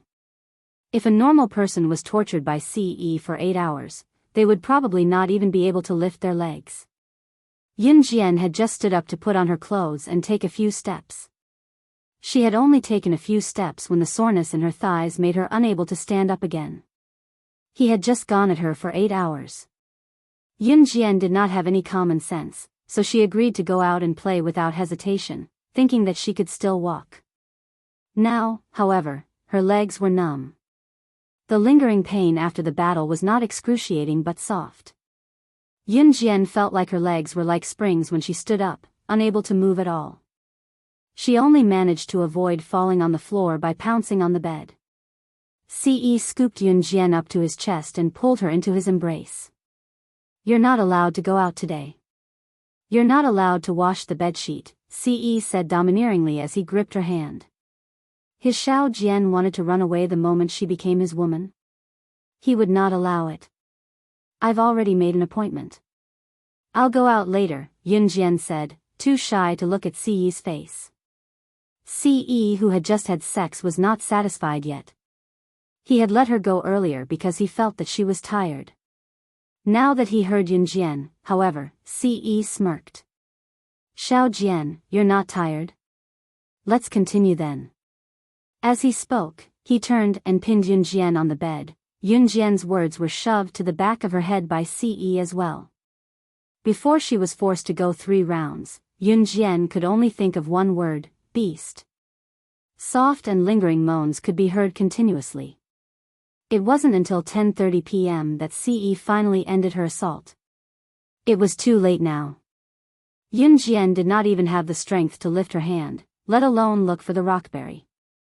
Her legs were soft as if they didn't belong to her at all. Who told her that doing such a thing would consume so much energy? At this moment, Ce's hands were on her hips. Yun Jian suddenly remembered that she had agreed to go out with Luo Berry at 8 o'clock. It was already past 10 o'clock. She quickly picked up the phone and made a call. Beep, beep, beep. The phone rang 3 times. After 3 rings, Luo Mei picked up Yun Jian's call and said anxiously, "Yun Jian, are you okay? He didn't fall, did he? Nothing happened, right? I called you so many times, but you didn't pick up. I was so worried." Rockberry's voice was heard. The phone rang, but Ce pressed it down forcefully. He even set the phone's ringtone to none, before continuing to do the deed. Yun Jian had actually arrived at an Han organization on the 10th of November, which was yesterday. However, she had stayed at Luo Mei's place for a night, so Luo Mei knew that she was here. Immerse was very gentlemanly to Luo Mei. He had arranged for her to stay alone, unlike Shuang, who forced Si Luo to stay in his room. Yun Jian's eyes flickered when she heard Luo Mei's words. She immediately found a ridiculous excuse and said to Luo Mei, "I accidentally fell and couldn't move. That's why I didn't call you to explain." This was the most ridiculous lie that Yun Jian had ever told. She didn't expect Luo Mei to believe her. "Ah. Are you in pain? Do you need me to come over and take a look? Have you seen a doctor? Wait for me, I'll be right there." Luo Mei panicked. She really thought that Yun Jian was injured, so she quickly spoke up. "I'm fine now. It's just a minor injury. You don't have to come over," Yun Jian said to Luo Mei with a hoarse voice. "Are you really fine?" Luo Mei asked worriedly. Yun Jian nodded. She wasn't really injured. If Luo Mei accompanied her to the hospital, the doctor would probably only say, "Young lady, don't overindulge in your desires at such a young age. Your voice is hoarse. Do you have a cold? You must have a good rest," Luo Berry added. At that, Yun Jian glared at Ce, who could not stop his hands from fondling her breasts, only to see the silent Ce flashing her an indulgent, handsome smile.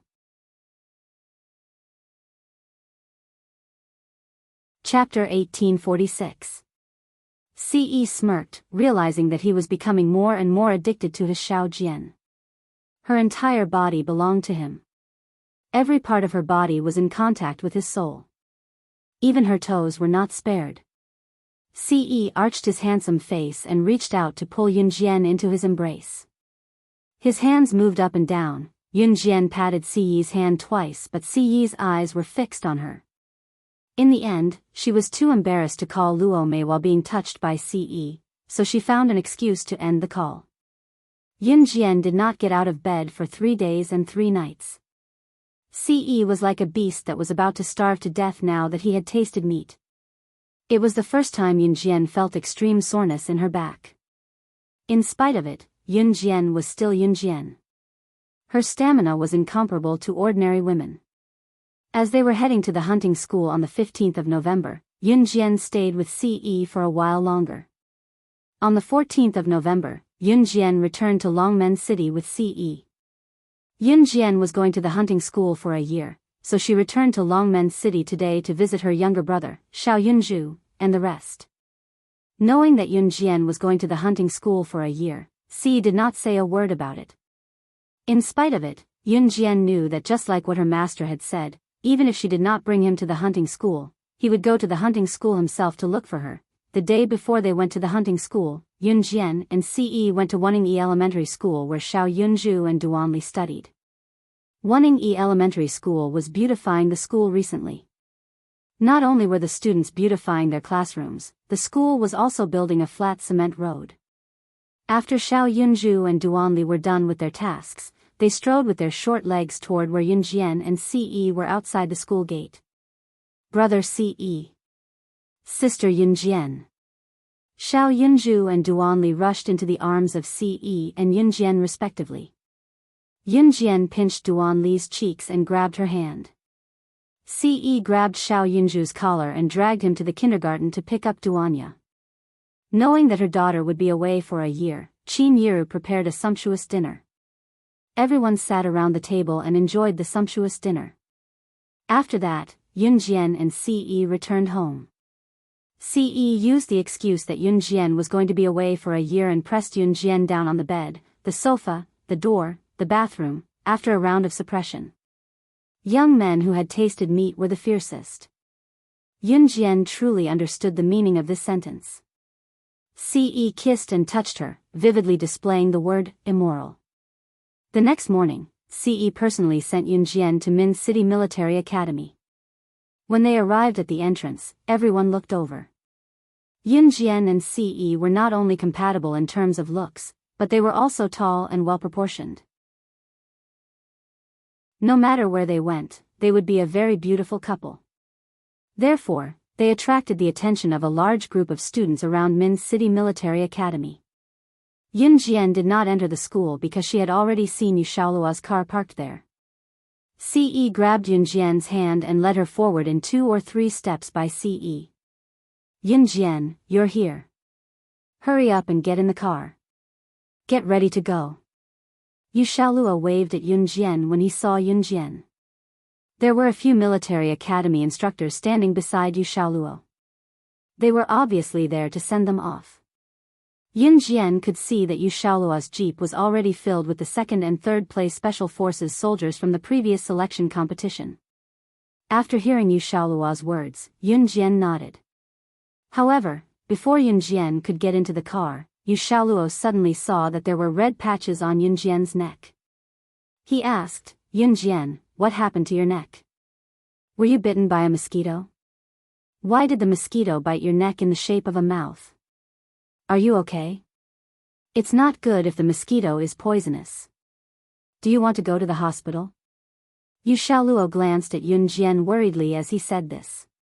Yunjian's face turned red when she heard this. Unexpectedly, just as Yu Xiaoluo finished speaking, Ce suddenly grabbed Yunjian's hand and pulled Yunjian to his side. Then, he used a cold tone to declare his sovereignty over Yu Xiaoluo. Chapter 1847. Ce was truly shameless. It was natural for him to be lewd in front of Yunjian, but he always wore a cold and expressionless face when declaring his sovereignty in front of outsiders. Even Yu Xiaoluo blushed when he said that, but Ce did not look embarrassed at all. Yunjian wished she could find a hole to crawl into. "Instructor, we can go now." "I'm fine." Yunjian tugged at the corner of her lips, trying to change the topic. In spite of it, Ce's grip on her hand was tight as Ce spoke to Yu Xiaoluo shamelessly. Cough, cough, cough. Even Yu Xiaoluo's ears were red as he coughed a few times to express his awkwardness. He had seen the redness on Yunjian's neck all of a sudden and was afraid that she was bitten by something or had an allergic reaction. He was worried that Yunjian's ability would be affected if she was sent to the hunting school. Never had Yu Xiaoluo imagined that it was left behind after a young couple's love affair. If he had known, he would not have asked even if he was beaten to death. Get in." Yu Xiaoluo turned to look at Yunjian and told Yunjian, trying to cover up the awkward atmosphere just now. Yunjian nodded and was about to ask Ce to let go of her hand when he suddenly spoke. Yu Xiaoluo, who was already on his way to the driver's seat, knocked his head against the door, causing a huge bump to form on his head from the pain. Ce was still holding on to Yu Xiaoluo's hand as he asked, "Xiao Jian, does it still hurt there?" He had just finished talking about the red strawberry and now he was bringing it up. Even a proper man like Yu Xiaoluo could not help letting his imagination run wild. "It doesn't hurt anymore. Let go." Yunjian's rosy cheeks made Ce reluctant to let her go. It was just a hunting school. It was easy for him to see her. There would be plenty of time for him to take his time. He would make her pregnant with his child. That's right, Ce had been up to some tricks these days.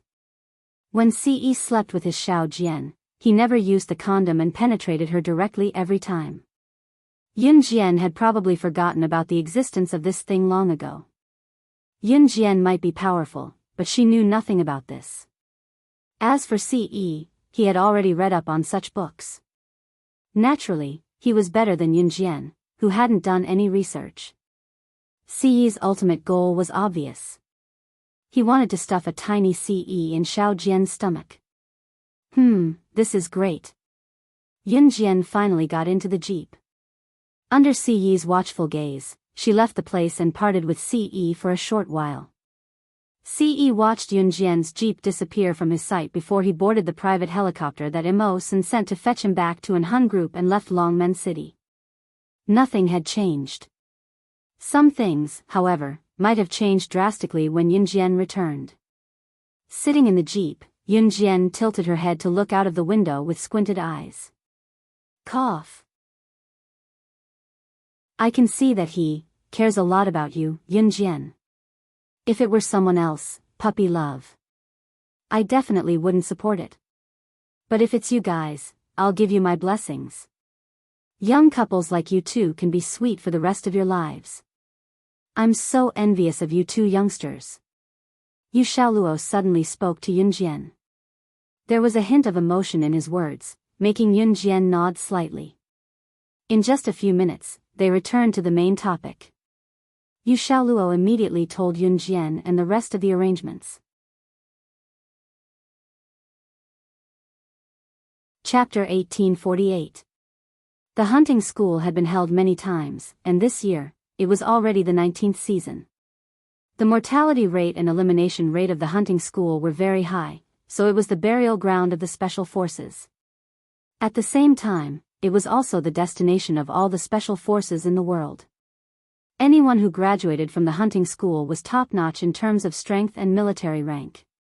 Today, Yunjian and the rest were not going to the hunting school, but the only six-star hotel in the world, the Six-Star Empire Hotel in Brunei. The Six-Star Empire Hotel in Brunei was the only six-star hotel in the world. It was located in the city of Dubai in the United Arab Emirates. The Empire Hotel was located on the coast 40 minutes away from the airport. It was so large that it exceeded the standards of a hotel. There was a bowling alley, a badminton court, a golf course, a fitness center, a spa, and many other facilities. What was even more exaggerated was that there was a well-decorated theater in the hotel, which played the hottest movies every day. The six-star Empire Hotel in Brunei had a total area of more than 180 hectares. It was one of the largest resorts in the world. Here, the price of staying at an imperial hotel for a night was scarily low among the upper class. Only 100,000 yuan was needed to enjoy the imperial treatment. If ordinary people heard this, they might faint from shock. It was indeed expensive, but to the rich, this price was nothing. Moreover, they were staying in an imperial suite. After all, the imperial treatment was different from ordinary hotels. Here, one could enjoy everything that one could enjoy outside. Beauty treatments, dramas, movies, you name it, you could find it here. Of course, the hunting school paid for the members who were about to participate in the hunting school's training. Therefore, after arranging for Yun Jian and the rest to stay here, Yu Xiaoluo returned to country Z. Because the elimination rate and death rate of the hunting school were very high, all the members were invited here. It was similar to the last sumptuous dinner before being beheaded in ancient times. After Yun Jian and the rest arrived, Yu Xiaoluo left. The three special forces representing country Z walked into the living room of the six-star Empire Hotel in Brunei. Just the living room alone was magnificent and luxurious. It was so luxurious that people did not dare to breathe. The two special forces soldiers who came with Yun Jian were above 40 years old. Therefore, Yun Jian looked a little younger with them.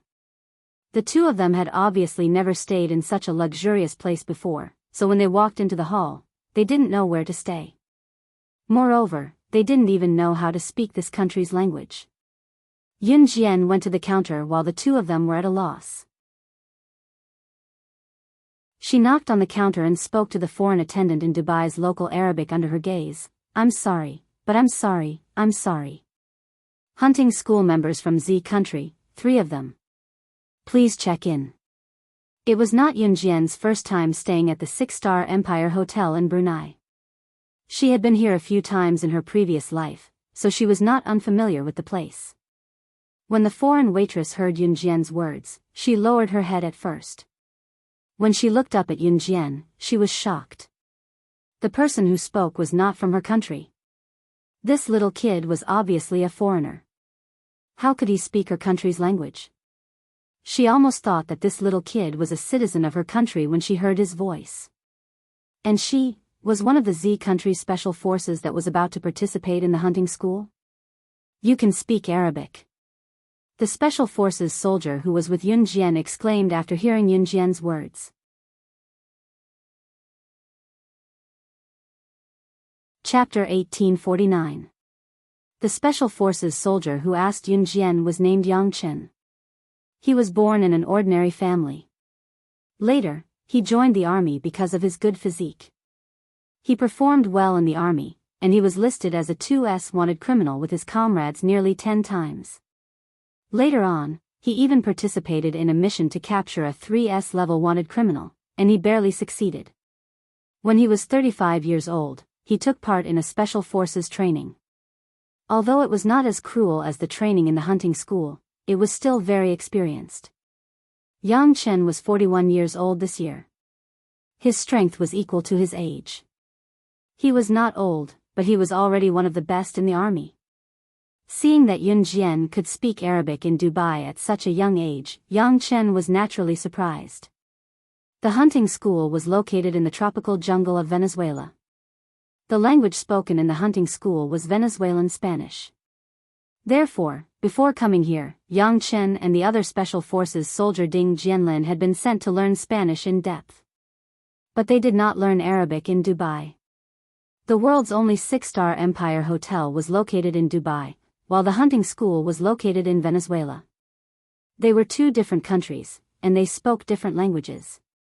Yang Chen and Ding Jianlin did not expect to go to the 6-star Empire Hotel in Dubai before going to the hunting school, so they were not prepared at all. But they did not expect that Yun Jian could speak Arabic. But after being stunned for a short while, they reacted quickly. Yun Jian could win the first place in the preliminaries, and was valued by the leaders at such a young age. Her strength was definitely not bad, so it was not surprising that she could speak Arabic. Just when Yang Chen and Ding Jianlin were thinking about this, Yun Jian had taken their room cards from the front desk and handed them to Yang Chen and Ding Jianlin, room cards. Yang Chen and Ding Jianlin took their room cards, feeling a little scared. The hunting school was famous for its inhumane, devil training, and the three of them represented Z country to participate in the training. Their ultimate goal was to win glory for their country. Before entering the hunting school, of course they were scared. What were they scared of?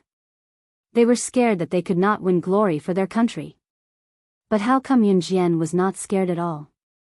On the contrary, after giving their room cards to Yang Chen and Ding Jianlin, Yun Jian waved to Yang Chen and Ding Jianlin, and turned to her main room. While walking, Yun Jian left them with a gorgeous back view, and waved her hand. "I will go first, make yourself at home." Yun Jian knew the terrain here like the back of her hand. Chen Yang and Ding Jianlin were surprised that Yun Jian could find where they lived without asking anyone. The two of them gulped. Fortunately, the hotel had a language exchange service for people from different countries. After asking around, the two of them found their respective rooms. On the other hand, Yun Jian wandered lazily between the luxurious buildings with her room card in hand and finally came to her room. This was a hotel room with imperial treatment. Here, just the toilet alone was bigger than an ordinary hotel room. There was also a living room, kitchen, upper and lower floors, as well as an observation deck, a hot spring, a swimming pool, and so on. Yun Jian took a quick shower in the bathroom and went downstairs to the shooting range. Here, the shooting range was not only about bows and arrows. The most popular shooting in Dubai was shooting with real guns. When Yun Jian walked in, she saw many people holding real guns in front of various targets, learning shooting under the guidance of coaches. People who lived in the 6-star Empire Hotel in Brunei were definitely rich. Like Yun Jian, there were a total of 31 people who were going to the hunting school. Not all the people who lived in the 6-star Empire Hotel in Brunei were members of the hunting school. There were a lot of rich people living here, and Yun Jian and her group were just passing by. When Yun Jian walked in, she saw many young people who loved guns from different countries were using guns under the guidance of coaches. Yun Jian narrowed her eyes, and walked lazily to a closed shooting room. The shooting room was the only room in the shooting range. It had been abandoned for more than a year, and no one had entered it to shoot.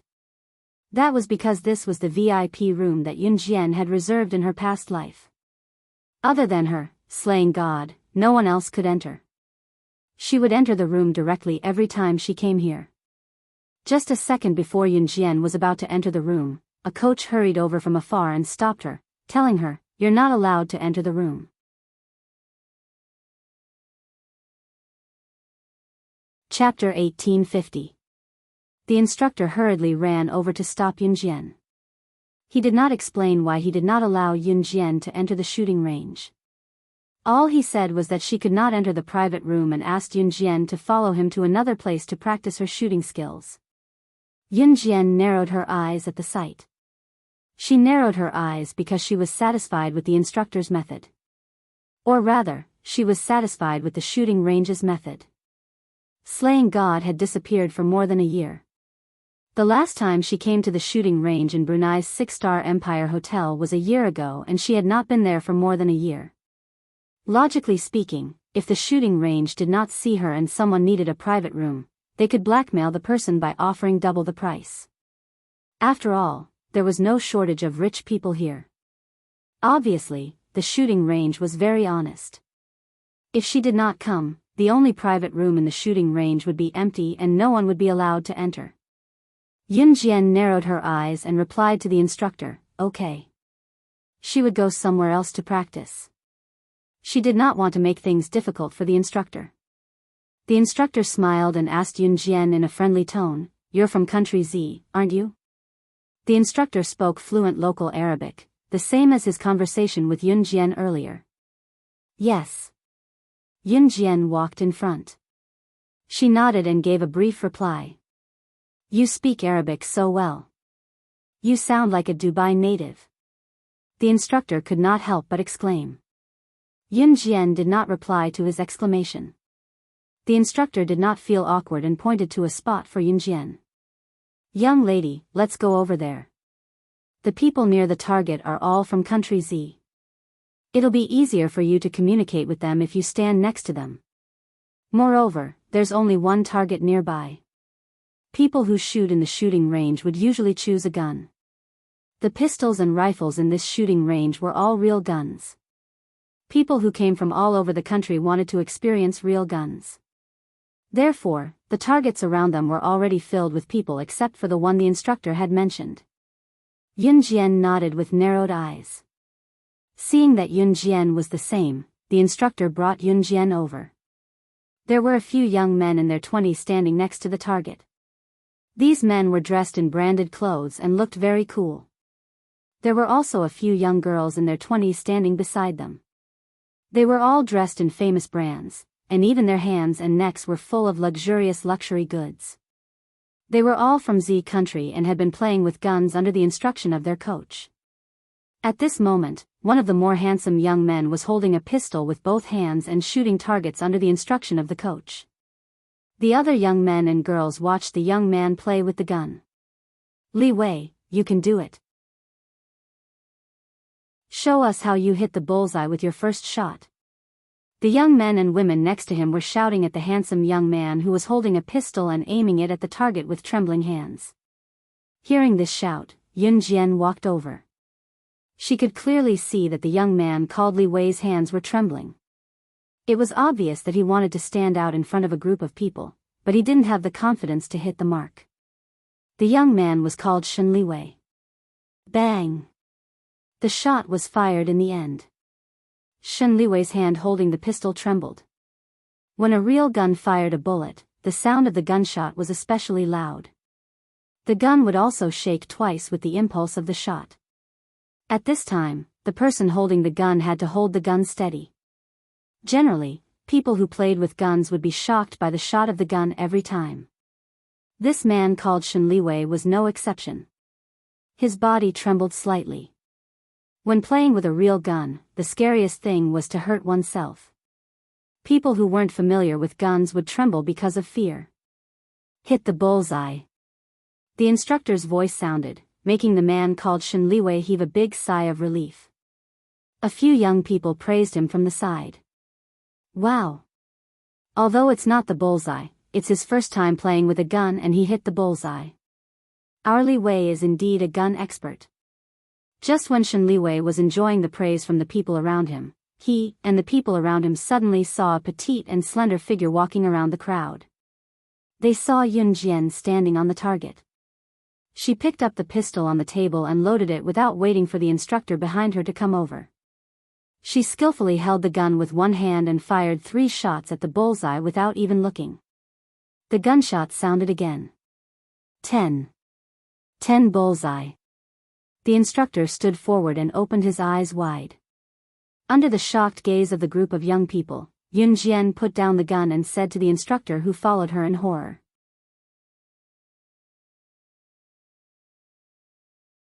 Chapter 1851. Generally, the effective range of a handgun was around 50 to 100 meters. Any further and it would not be accurate. Those who could pull out a gun and hit someone within 30 meters were sharpshooters. However, the maximum range of a handgun was far more than that.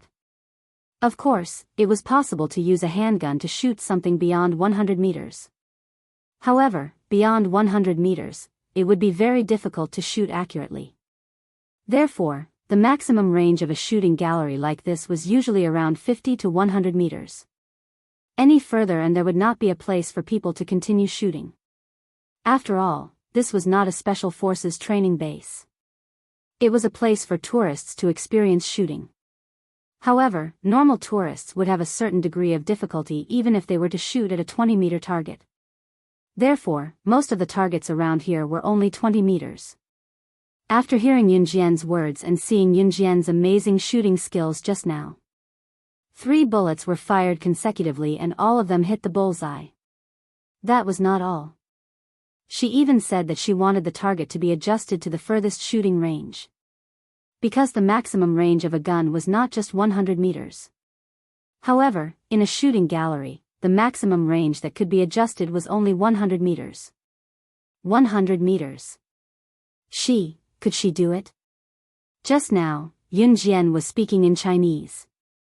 Therefore, the young people beside her who had just shot a bullseye as if they had won the world championship could understand what Yun Jian was saying. The coach also spoke Chinese. Naturally, he could understand. Therefore, when they heard Yun Jian's words, the young men and women, including the coaches around them, were all shocked. You. Young lady, you. Are you sure? You really want to adjust the target to the maximum range? 100 meters? The coach was in disbelief. Hitting 3 bullseye within 20 meters. Yun Jian's result had already made everyone present exclaim. She was indeed amazing. The coach behind Yun Jian initially thought that Yun Jian did not know how to use a gun. However, the feeling of shooting a target with a 20-meter range was different from shooting a target with a 100-meter range. This was a difference of 80 meters. There was a difference of 80 meters between them. What kind of concept was that? For example, a sharpshooter who could pull out a gun and shoot a person within 30 meters was a sharpshooter. However, if a sharpshooter who could pull out a gun and shoot a person within 30 meters was able to shoot a person 100 meters away, it was a completely different concept. Even the coaches in the shooting gallery did not have many who could hit the bullseye within 100 meters. At a distance of 100 meters, even hitting the target was a problem. Of course, I'm sure, Yun Jian glanced at the coach and said in front of the dumbfounded young people. A target 100 meters away was still too close for her.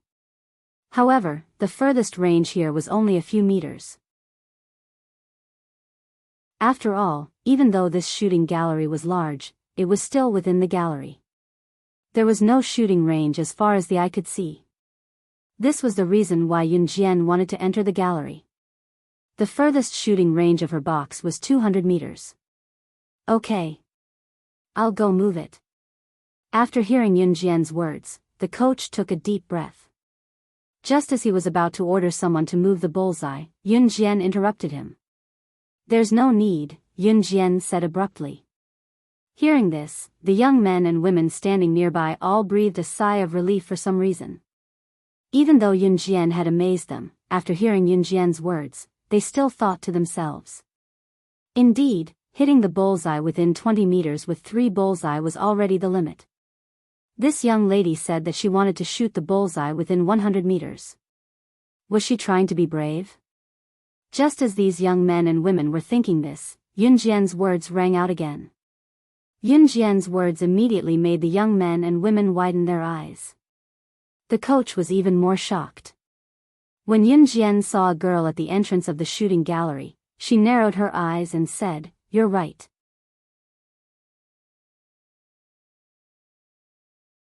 Chapter 1852. Yun Jian wasn't bragging, but shooting from 20 meters and 100 meters with a pistol wasn't shooting at all. To her, it was like a child playing house. It wasn't challenging at all. To put it bluntly, to Yun Jian, there was no difference between playing and not playing at all. The effective range of a pistol wasn't far. An ordinary pistol's effective range might only be 50 to 100 meters, but some pistols had a longer range, such as the assault pistol. Of course, the specific range depended on how the person operating the pistol handled their weapon. Yun Jian didn't come to the shooting range to play with pistols. When Yun Jian saw the woman who came in, she waved at the coach and made her way to her. This woman was the person in charge of the shooting range. She was also the god of marksmanship who broke the record for the world's longest sniper rifle. The woman's name was Luo Shi. Seeing Yun Jian walking toward Luo Shi, the coach's heart almost jumped to his head. Luo Shi was the person in charge of their shooting range. Most importantly, Luo Shi was ruthless. If an ordinary person dared to provoke her, Luo Shi's lightest punishment would be to break one of their legs. Note that this was the lightest punishment. Little girl. You. When the coach reacted and wanted to call Yun Jian back, Yun Jian was already in front of Luo Shi. The coach didn't dare to go forward. He covered his face and exclaimed, "Oh my God," in their Dubai Arabic. Then. Who is that woman? Shen Liwei and the others who were standing beside Yun Jian just now were suspicious when they saw Yun Jian walking toward the woman. They asked their coaches about it when they saw how frightened their coaches were. As soon as the question was asked, Shen Liwei and the others' coaches' face instantly changed. Then, under their questioning, he softly said to them, "She's the person in charge of our shooting range, Luo Shi. She's also the terrifying woman who broke the record for the world's longest sniper rifle. She's known as the god of marksmanship. She's internationally famous. Luo Shi is ruthless. In the past, a coach in our shooting range accidentally provoked her and was shot dead by her on the spot. The people who hung out with Luo Shi were all internationally famous people." The coach's words went without saying. What he meant was that the people who played with Luo Shi were all demons who killed without batting an eyelid. There was no doubt that they were the international leaders of the underworld, the military families, and so on. Therefore, even if Luo Shi killed someone, she wasn't afraid. Because he had a backer. Hearing the coach's words, the young men and women led by Shen Liwei all took a deep breath. Shen Liwei and the others were all young masters and daughters of rich families. Coming out to play this time was purely entertainment for rich people like them. With money, they could go wherever they wanted and play in whichever country they wanted. No one could stop them. However, they were all children of legitimate merchants. Although they were rich, they had never heard of such a dark matter. Thus, at this moment, they were all a little flustered. At this moment, Yun Jian walked over to Luo Shi. She didn't treat Luo Shi with respect like the coach at all. On the contrary, Yun Jian walked directly behind Luo Shi. Before Luo Shi could react, she walked behind Luo Shi and knocked her on the head with a chestnut. This action, the coaches in the distance, including Shen Liwei and the others, were all shocked. Someone was about to be shot to death for provoking Luo Shi verbally, yet Yun Jian dared to go over and hit the girl's head with a chestnut. Did she want to die? Everyone was scared half to death. However, they saw that Yun Jian had said something. After Luo Shi reacted, not only did she not shoot Yun Jian in anger, Luo Shi instead widened her eyes and looked at Yun Jian. Chapter 1853. Luo Shi turned around under everyone's gaze. Then, just as everyone thought that Luo Shi had been knocked on the head by Yun Jian and was about to fly into a rage, Luo Shi suddenly turned around and gave Yun Jian a bashful smile. The instructors, Shen Liwei, and the others in the distance were shocked again. Especially Shen Liwei and the others. Wasn't Luo Shi, who was known as the god of guns, a terrifying woman? She had even shot a coach to death because he had annoyed her. Then shouldn't Luo Shi be an extremely terrifying existence? Just now, Yun Jian had given Luo Shi a chestnut with her hand when she walked over, rapping the girl's head hard. Even if a normal person was standing there, if someone suddenly walked behind them and hit them hard on the head, they would feel uncomfortable. Not to mention a terrifying woman like Luo Shi. If the coach were to do what Yun Jian had just done, he would probably be so dead that not even his bones could be found. But after Yun Jian knocked on Luo Shi's head, she said something, and Luo Shi actually turned around and smiled shyly at Yun Jian. This action made Shen Liwei and the other instructors, who were standing in place, open their mouths. Even some of the instructors, who didn't know what was going on, opened their mouths wide when they saw this scene. Perhaps tourists like Shen Liwei didn't know how terrifying Luo Shi was, but how could the instructors not know? How terrifying was Luo Shi? The instructors didn't know how to describe this woman's terror with words. However, just when the crowd thought that this was already the most shocking scene they had seen, in the next breath, an even more shocking turn of events occurred. After Luo Shi saw Yun Jian, she smiled shyly. Not only did her unchanging cold face turn into a smile, but she also opened her arms and was about to hug Yun Jian. Luo Shi was already in her 30s, but she looked like she was only in her 20s. Her skin was well maintained, and if she dressed up, no one would doubt that she was in her teens. Similarly, Luo Shi always had a straight face in front of everyone. She never smiled or joked with others. But today, Luo Shi's actions not only overturned everyone's understanding of her, but also made all the coaches go crazy. She actually reached out to Yun Jian and hugged her. Not far away, a coach raised his glasses, craned his neck, and said in an English pronunciation that everyone present could understand, somewhat incredulously. "Oh my God, this can't be real, right?" Luo Shi's strength was outstanding, which was a stark contrast to her cold personality. She didn't like to get close to people. She never hugged anyone and only focused on shooting. For someone like her, she had dedicated her entire life to learning how to shoot. That was why she was able to break the record for the longest shooting range of a sniper rifle. She was also known as the God of Shooting. This was probably the reason why Luo Shi was still single. As long as a person abandoned everything to learn something because he or she liked it, as long as this person wasn't stupid, most people would achieve more or less. In everyone's eyes, Luo Shi was such a cold and isolated person. But today, she actually took the initiative to hug a girl. Just when everyone thought that Yun Jian and Luo Shi were going to hug each other, Yun Jian's expression changed. What happened next was even more shocking. Most people would be overjoyed if a woman like Luo Shi, who had such high achievements and terrifying strength, took the initiative to hug anyone. But when Luo Shi was about to hug her, Yun Jian reached out and stopped Luo Shi from pouncing on her. She gave Luo Shi a smile in front of everyone and said something that everyone thought was suicidal.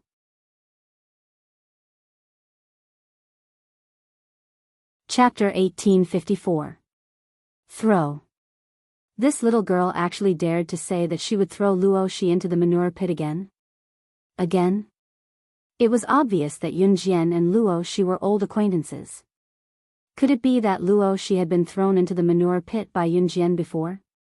Luo Shi, the person in charge of the shooting range of the 6-star Empire Hotel in Brunei, who once broke the world record for the longest range of a sniper rifle, and who was followed by a group of people who were not international leaders, world leaders, or business politicians. She was actually thrown into the manure pit by a little girl, this. At this moment, not only were the instructors in the distance staring in disbelief, but even Shen Liwei and the group of young people standing next to them, as well as the foreigners around them who could understand Yun Jian's words, were all stunned on the spot. Obviously, Luo Shi's identity was not ordinary. At least many people present knew her. They thought that Luo Shi would be furious after hearing Yun Jian's words, but what did the crowd see in the next second? They saw that after Yun Jian finished speaking, Luo Shi obediently withdrew her hand that was about to hug Yun Jian. Luo Shi was also trembling because of Yun Jian's words, as if she had recalled a terrifying memory. Luo Shi had indeed been thrown into the manure pit by Yun Jian before. The reason was that when the two first met, Luo Shi did not agree with Yun Jian. Later, Yun Jian directly threw her into the manure pit. After being fished out of the manure pit, Luo Shi also thought of taking revenge on Yun Jian. As she took revenge, she did not know when Luo Shi and Yun Jian started to walk together. And it was the type that would prostrate themselves in front of her. After hearing Yun Jian's words, Luo Shi scratched her head and then laughed awkwardly. Huh, how long ago was that? Why bring it up? Her face. Her face. She still did not give her any face as usual. Let's go. Let's go snipe 2 more times. If you lose, you'll have to treat us. Luo Shi said as she led Yun Jian away. This kind of carefree attitude was something that no one present had ever seen before. These coaches had never seen Luo Shi be so polite to anyone, so they all opened their mouths. Shen Liwei, who had just fired a shot and hit the 9th ring, was bragged about by his friend as if he had become a world champion. He smiled awkwardly. Then Shen Liwei and his friend heard the coach standing next to them mutter to himself and sigh. The person in charge of our shooting range, Luo Shi, has never been so polite to anyone before. Who exactly is that little girl? It was already evening when they returned from Luo Shi's private outdoor shooting range. After 30 rounds of sniper rifle shooting, Luo Shi's score was 0-30 compared to Yun Jian's. Luo Shi had been thrown into a cesspool by Yun Jian and had lost all her face. The reason why she had become friends with Yun Jian was because of Yun Jian's amazing marksmanship. Luo Shi, was someone who had once broken a world record. In the hands of Yun Jian, it was like an elephant playing with a turtle. There was no comparison at all. It was also because Luo Shi respected the strong that she had turned hostility into friendship and turned her enemy into a friend. The restaurant of the 6-star Empire Hotel in Brunei was dazzling and very luxurious. Usually, when it was time to eat, there would be a professional international chef cooking here. As long as they stayed in the hotel, they could eat and drink for free for a day. Yun Jian stepped into the restaurant alone. After receiving the notice, the people from the hunting school would stay in the restaurant after dinner for people from different countries to get to know each other. Before dinner, they would eat separately. So Yun Jian came for dinner. Not long after she stepped into the endless restaurant building, a surprised voice came from behind. "It's you." Yun Jian turned her head and saw a group of 6 or 7 young men and girls led by Shen Liwei walking over. The one who spoke was Shen Liwei. The moment Shen Liwei saw Yun Jian, he was ecstatic. He strode forward and stood in front of Yun Jian as if they were familiar with each other. He stretched out his hand to Yun Jian.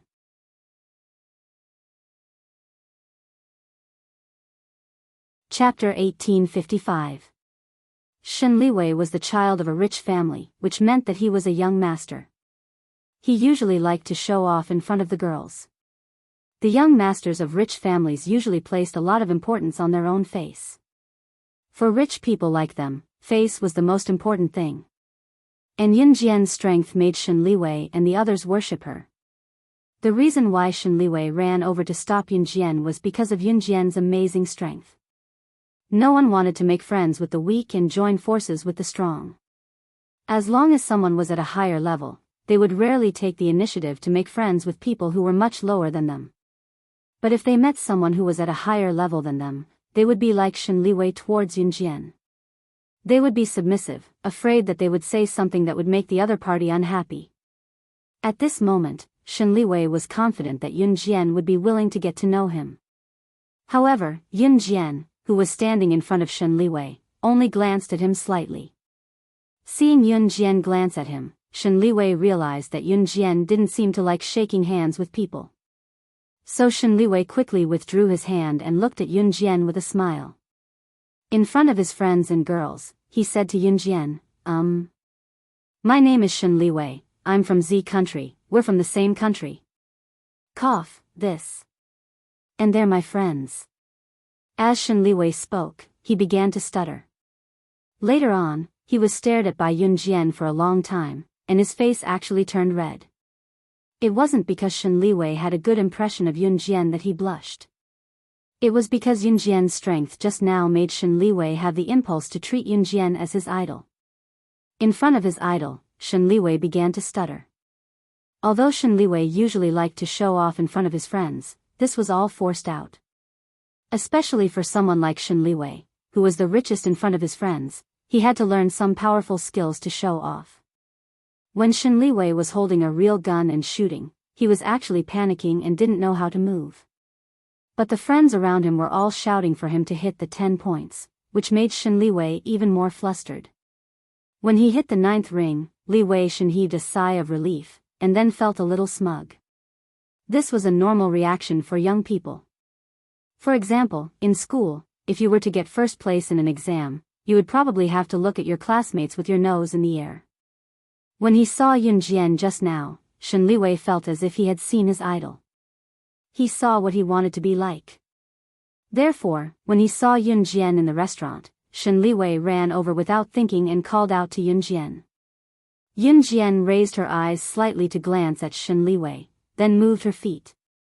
Just as she was about to walk towards the dining hall, a young girl in her early 20s standing beside Shen Liwei shouted at Yun Jian. "You're amazing. So can you teach us how to shoot? We will be grateful to you. If you don't want to, you can name a price. We can afford it. I'm Meng Tian Tian." Shen Liwei wasn't the only one who thought so. The few people standing beside him also thought so. Yun Jian was so powerful. If they could get Yun Jian to teach them her skills, wouldn't they become super powerful people when they returned? Shen Liwei and Meng Tian trembled with excitement just thinking about this. Yun Jian narrowed her eyes. Before Yun Jian could say anything, a burst of laughter sounded again. After the laughter fell, the owner of the laughter appeared. You bunch of brats still want to be her disciple? Don't even think about it. She has never accepted a disciple before. The owner of the laughter was Luo Shi. Luo Shi strolled over from not far away and happened to hear the conversation between Shen Liwei and Meng Tian, so she couldn't help but speak up.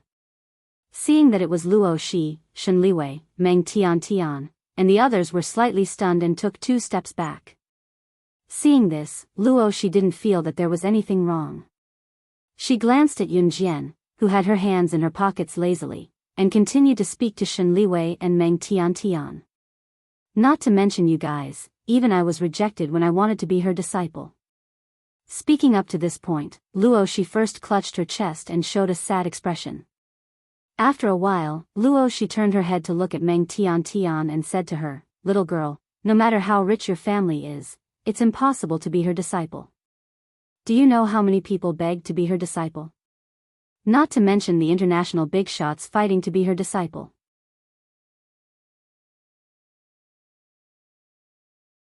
Chapter 1856.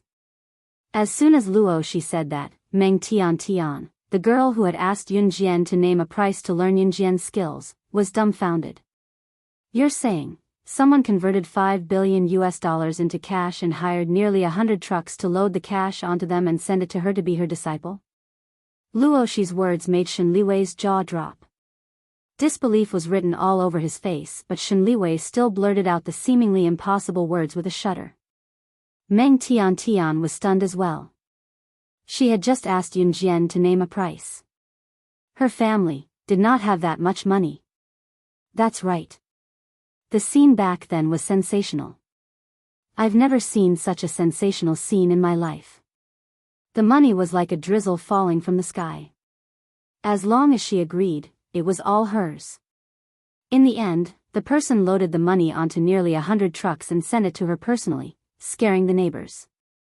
All she had to do was say, "How little, how embarrassing." Throw it out, and all the money was sent back. Luo Shi clicked her tongue as she recalled hearing Yun Jian reject someone who had offered $5 billion to be her disciple. These words caused Shen Li and Meng Tian to be stunned. The expressions on their faces changed from their mouths to their mouths wide open, then closing them again. They were so shocked that their eyes were wide open, like fish spitting bubbles in the water. That's why, if she takes anyone as her disciple in this lifetime, I'll immediately acknowledge that disciple as my master. I'll treat her like an ancestor and serve her. I'll have no complaints. If you spout nonsense, I, Luo Shi, will be struck by lightning and die a horrible death. Luo Shi was certain that Yun Jian would never take in a disciple in this lifetime. There were so many good seedlings in the world, but Yun Jian did not even spare them a glance. She did not even bat an eye when someone sent nearly 100 trucks worth of cash to Yun Jian. She would take in a disciple? Bullsh *T.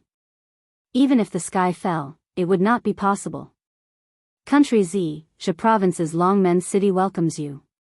Since Luo Shi had boasted so much, Yun Jian would feel embarrassed if she didn't say anything. Just as Luo Shi was talking with relish, Yun Jian's voice came faintly, which made Luo Shi suddenly stunned. What do you mean by that? Luo Shi suddenly had a bad feeling. This kind of premonition was called not being able to keep the words that came out of one's mouth. One had to pay the price for one's words. My disciple, Zhang Xiaofeng, from Province's Longmen City, a student of Longmen City No. 1 High School. He's also the ancestor you're supposed to serve. Yun Jian's words suddenly rang out. Her tone was flat, but it stirred up the emotions of Luo Shi and everyone present. Yun Jian had already accepted a disciple?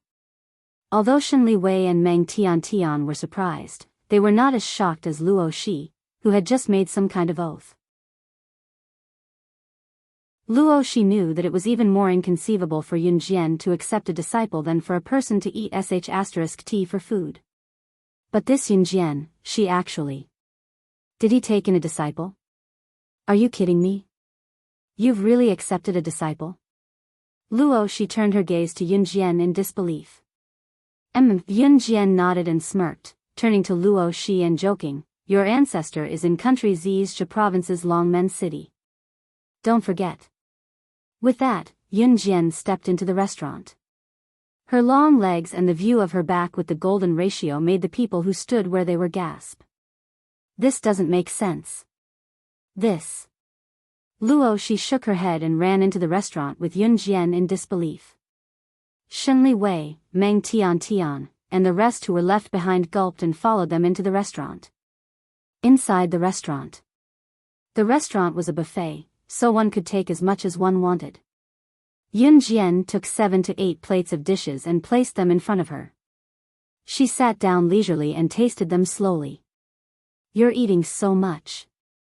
Luo Shi took a few dishes and sat opposite Yunjian.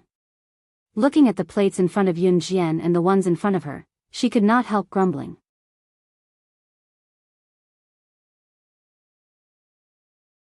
Chapter 1857.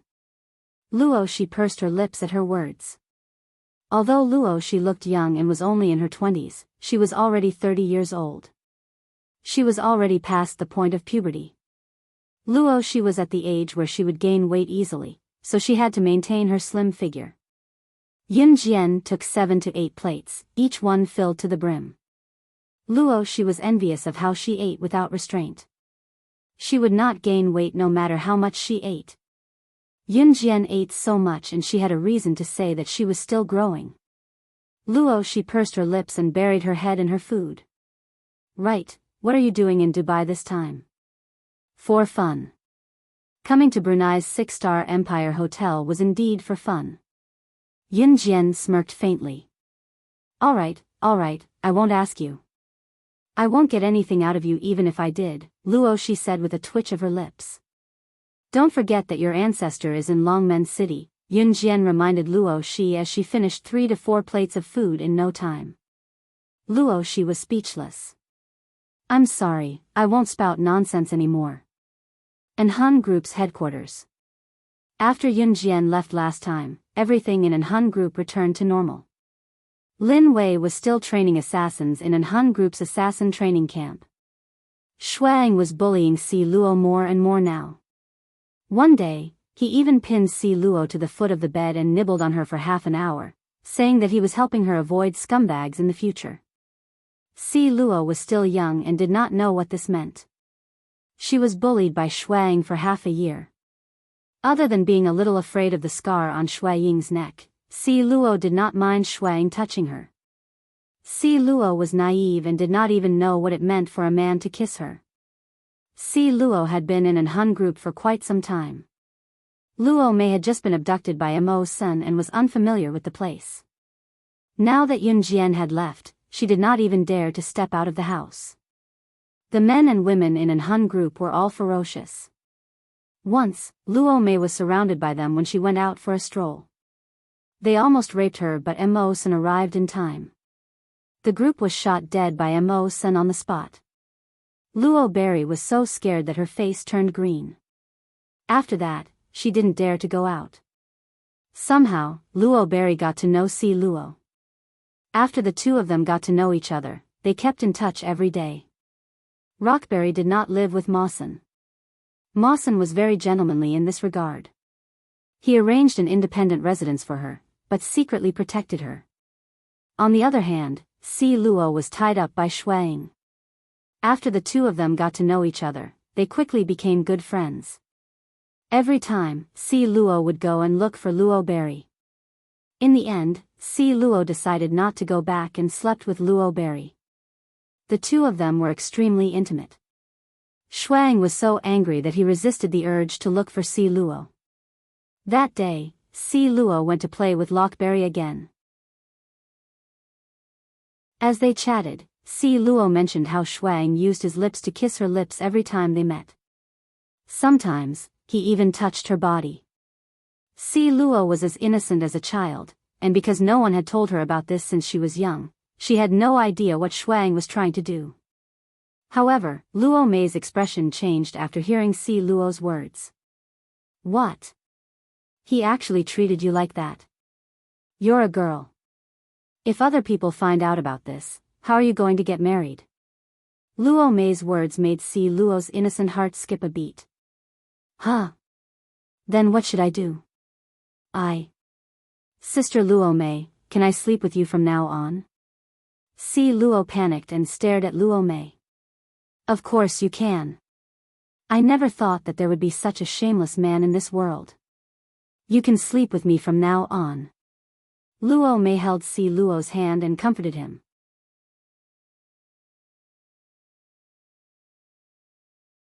Chapter 1858. Once he reached Immerse, Shuang went straight to the point. The woman you brought back kidnapped my woman. What's going on? Immerse glanced at Shuang. At that moment, Luo Berry was comforting Si Luo. Si Luo said that Shuang wanted to do intimate things with her every day, so Luo Berry understood that Shuang was forcing Si Luo to do intimate things. It was Luo Berry's first time hearing about this. She blushed at the mention of it, but she still told Si Luo what she knew. Did you guys use any protection? What protection? Si Luo had no idea that Luo Berry had misunderstood that Shuang was already having sex with her, so she asked in a silly manner. Of course not. That's too much. What if you get pregnant? Luo Berry said angrily. What's pregnant? Si Luo asked innocently. It means that you have a baby in your stomach. Luo Berry explained. Huh? Then, what should I do? Si Luo's face turned green. 30 minutes later, Shuang brought Immerse to Luo Berry's place. What he saw was his wife crying on Luo Berry's body. Si Luo's eyes were red and swollen when he looked up at Shuang. It was obvious that he had been crying for a while. Most importantly, Si Luo shrunk back in fear when he saw Lu Sheng.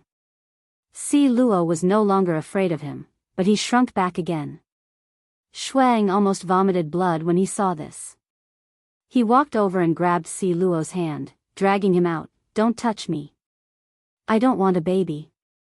Si Luo shrunk back into Luo Berry's body. Shuang was speechless. Although he had bad intentions, he hadn't done it to her yet. How could he have a baby? Yun Jian didn't know what happened in an Han organization. At that moment, Yun Jian had already finished 7 to 8 plates of food on her table. Are you pregnant? Eating so much. Yun Jian picked up a glass of water from the table. Just as she swallowed the water, Luo Shi suddenly teased her. After hearing this, Yun Jian spat out the water in her mouth. Fortunately, the food on the table had been swept clean, and the water did not splash on Luo Shi, but Luo Shi was still shocked. Yun Jian took out a tissue and wiped her mouth as if nothing had happened, but her face was slightly red. When he did it with her, he really didn't use any protection. Don't tell me I really got it? He only had sex with her a few hundred times. Cough, cough. After dinner, Luo Shi had something to do and left first. Yun Jian stood in the dining room and didn't leave. Shen Liwei and the others saw her and walked over. Shen Liwei and the others had just walked over when they saw a group of people entering the restaurant. Yun Jian narrowed her eyes when the group of people entered. The man in the lead only had one eye, and the other was a bloody mess. It looked like he had been blinded by a knife. It had been many years, but it still looked terrifying. This person could be recognized by his appearance. He was the person in charge of the hunting school, Jamil. When Jamil appeared, the surroundings quickly quieted down. Without a doubt, the people behind Jamil were all talents from various countries who were about to head to the hunting school. Elites. That's the person in charge of the hunting school, Jamil. A man standing beside Shen Liwei quickly recognized Jamil and exclaimed. Seeing this, Shen Liwei and Meng Tian looked over in fear and curiosity. Aren't you curious? Should we stand in front and take a look? I heard that those people are the most powerful elites from various countries in the world. They're all important people who are going to the hunting school. Shen Liwei stood beside Yunjian and explained the situation to Yunjian. How can a little girl understand if you explain it to her like that? It's enough for us men to talk to men. As for women, they can just stay at home and be good wives and mothers. They have nothing to do with it. Look at the elites who are about to head to the hunting school. Are there any women? That's why I said that women are useless. How can there be any women among the elites of various countries? That's impossible. Shen Liwei had just excitedly introduced to Yun Jian when a middle-aged man standing beside Shen Liwei and the others said to Shen Liwei in a disdainful voice. These words were not only directed at Yun Jian, but also Yun Jian.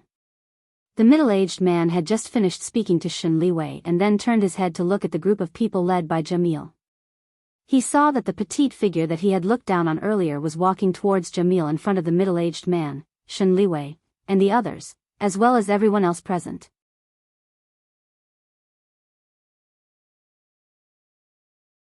Chapter 1859. Jamil also had a military position in Venezuela. The hunting school was not an invisible school, but a school that trained the best students carefully selected from various countries. But the biggest difference between the hunting school and the general military school was that the hunting school was known as the world-famous devil training. And entering the hunting school required signing a life and death agreement, because the death rate in the hunting school was extremely high. Any accidental casualties would be borne by their own country or the person. The hunting school was also a military school, so there was nothing wrong with Yun Jian using the military way to ask to join the team. Return to the team immediately. Jamil just glanced at Yun Jian, a little surprised that there was a girl in this year's hunting school. But Jamil did not pay much attention to Yun Jian. Although Yun Jian was beautiful, in Jamil's eyes, strength was the absolute truth. Without the support of strength, no matter how beautiful she was, Jamil would not think that she was powerful. Yun Jian stood with the group beside Jamil under everyone's gaze. Yun Jian, you just arrived? Chen Yang and Ding Jianlin, who had already joined the team, looked at Yun Jian and asked. Yun Jian replied, I was eating in the restaurant just now. Then there was no sound. However, Shen Liwei, Meng Tian, the middle-aged man who had rudely said that women were useless, and everyone in the restaurant, who had been watching the situation from afar, were all stunned. Yun Jian was a little girl from Z country, and Chen Yang and Ding Jianlin were no doubt special forces from Z country. Since the two of them had greeted Yun Jian, then Yun Jian must have come from Z country to participate in the hunting school training with the two of them. Shen Liwei and Meng Tian stared with wide eyes, their faces full of shock. No wonder. Yun Jian's marksmanship was so good before. So she was an elite going to the hunting school.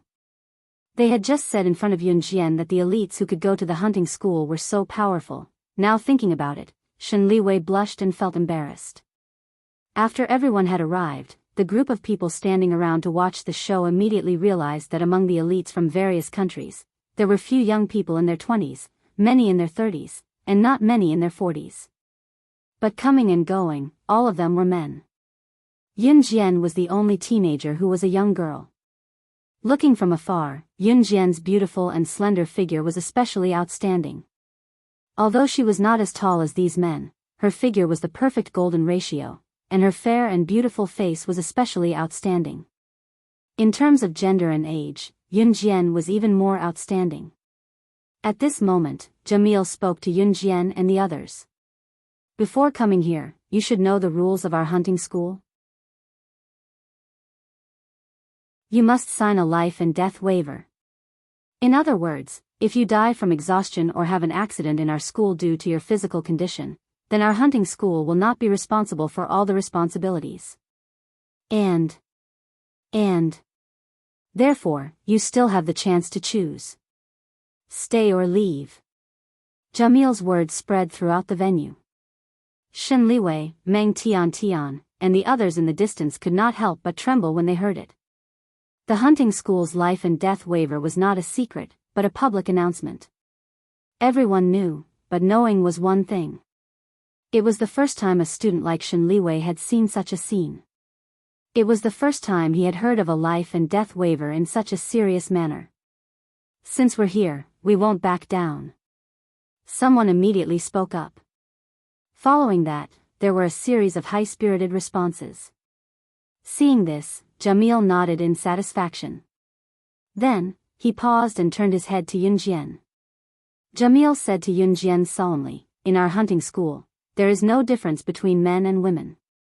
There is no age difference, so we will not show mercy to you. You have to think carefully." It was not that Jamil despised Yunjian, he was just reminding her out of kindness. As soon as these words were said, everyone's gaze fell on Yunjian.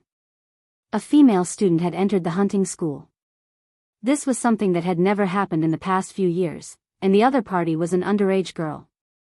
Naturally, the focus was higher than ordinary people. At this moment, Yunjian raised her head and looked into Jamil's eyes in front of everyone. She pursed her red lips and suddenly curled up. She said something that shocked Jamil. "Your hunting school can train me 10 or 100 times more than ordinary special forces soldiers."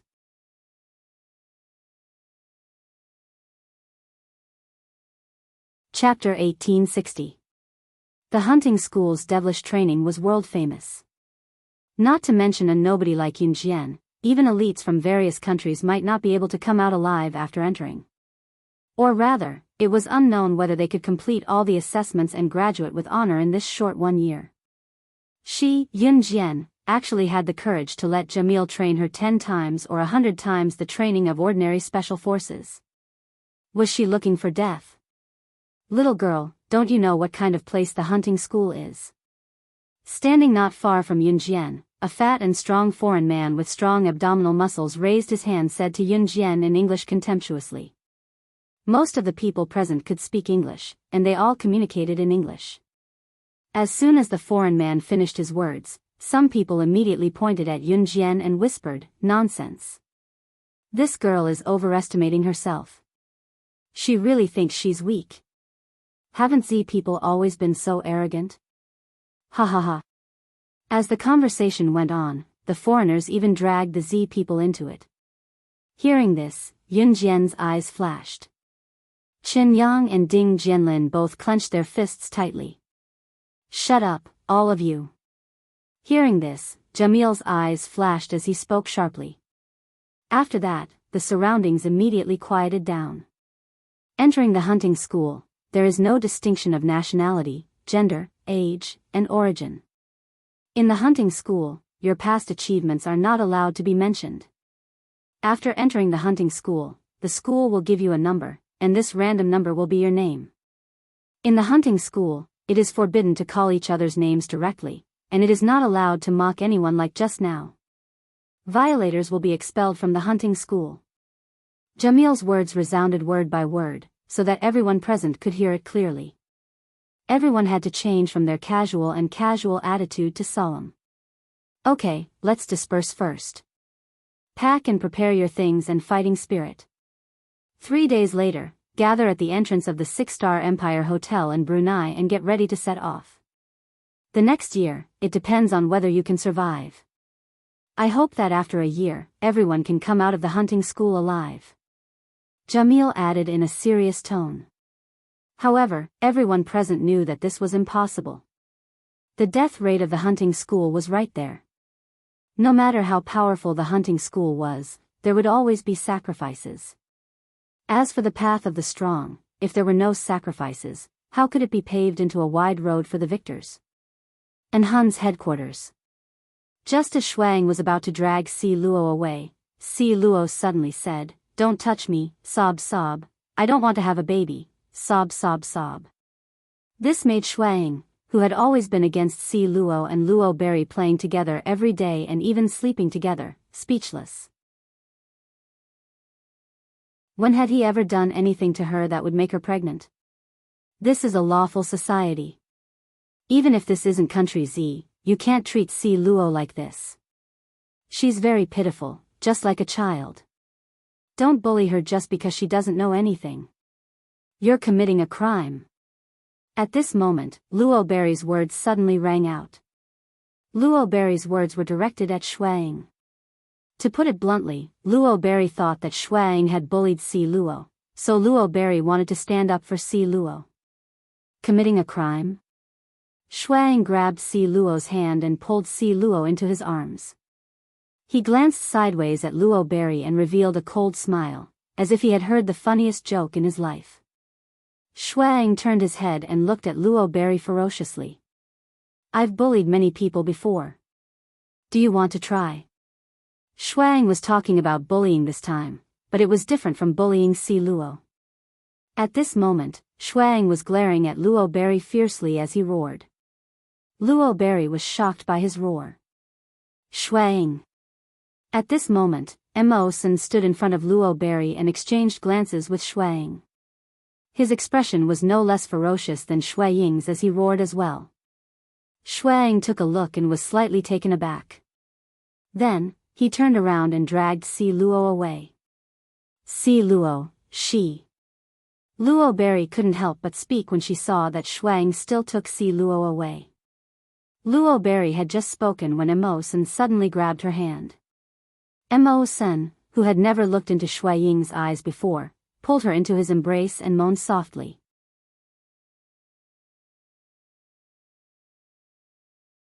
Chapter 1861. Being hugged by Immerse suddenly, Luo Berry trembled slightly. She awkwardly placed her hands in front of her chest. She did not know whether to put them down or hug Immerse back. To be honest, Immerse gave her the impression that he was calm and steady. It was as if he would always handle things calmly and steadily. But just now, for her, he actually shouted back at Snow Eagle in such a loud voice. Did I say something wrong? Luo Berry lowered her head awkwardly and pursed her red lips. Then, she wanted to push Immerse away gently. As she pushed, Luo Berry whispered, I'm sorry. Luo Berry wanted to push Immerse away, but unexpectedly, Immerse suddenly hugged her tightly in his arms and hugged her even tighter. You don't have to apologize to your own people. Immerse suddenly said. Own people? Immerse also said, don't meddle in other people's affairs. When these two sentences were put together, it was easy to misunderstand. Could it be that in his heart, she was already one of his own people? Luo Berry shook her head and blushed slightly. She was a little shy. Luo Berry suddenly raised her head. She was about to speak, but unexpectedly, the moment she raised her head, Immerse was looking down. The height difference between Luo Berry and Immerse was not very big, although Luo Berry was much shorter than Immerse. Senator Luo Berry's height could reach Immerse's ears by a little. When she raised her head, Luo Berry actually had something to say to Immerse Senator unexpectedly. The moment she raised her head, Luo Berry's eyes suddenly met Immerse's face, who was looking down at her. All of a sudden, she felt an ice-cold sensation on her lips, as well as the touch of soft lips. In the next breath, Luo Berry's eyes widened. She looked at Immerse's face that was magnified countless times in front of her eyes in shock. The moment she raised her head, Immerse happened to be looking down. In the unseen world, it was as if there was a red line that was pulling both of them. Luo Berry raised her head. She did not tiptoe and Immerse did not bend over. However, Immerse lowered his head to look at her. At this moment, Luo Berry suddenly raised her head. She could not stop in time. Her lips and Immerse's thin lips were pressed together. Just like that, the first kiss of their lives was gone in a blur. Blood Doll Organization. At this moment, Di Lin was holding Lang Mei down, continuing the 10 days and 10 nights he had promised last time. He was working towards 100 days and 100 nights. Ah. Leader, my waist, I can't take it anymore, I'm so thirsty. Ah. I want to go to the kitchen and get a glass of water. Is that okay? Lang Mei was being pressed onto the floor by Di Lin. Lang Mei held Di Lin with both hands and wanted to move towards the bed. After a while, Lang Mei leaned against the side of the bed and was pinned down by Di Lin. Hearing Lang Mei's words, Di Lin was even more annoyed. Go to the kitchen and get a glass of water? And then left me? This caused Lang Mei to scream continuously. An hour later, Lang Mei lay on Di Lin's chest. She pouted, thinking about how to escape from Di Lin. Although her Di Lin had confessed to her, this made Leng Mei very happy. But after being captured these few days, she was pressed onto the bed by Di Lin every day to do naughty things. Her waist was about to break. I miss playing mahjong with Qin Yu and Gu Nianji. She won every round and could make Qin Yu and Gu Nianji wash her clothes every time. What are you thinking about? Di Lin asked when he saw Leng Mei spacing out. Leng Mei looked afar, not realizing that her leader was asking her something. She opened her red lips and blurted out the words in her heart. You're tuning into the A Romantic Tales YouTube channel. Don't forget to subscribe and join us on this journey to catch the most captivating stories.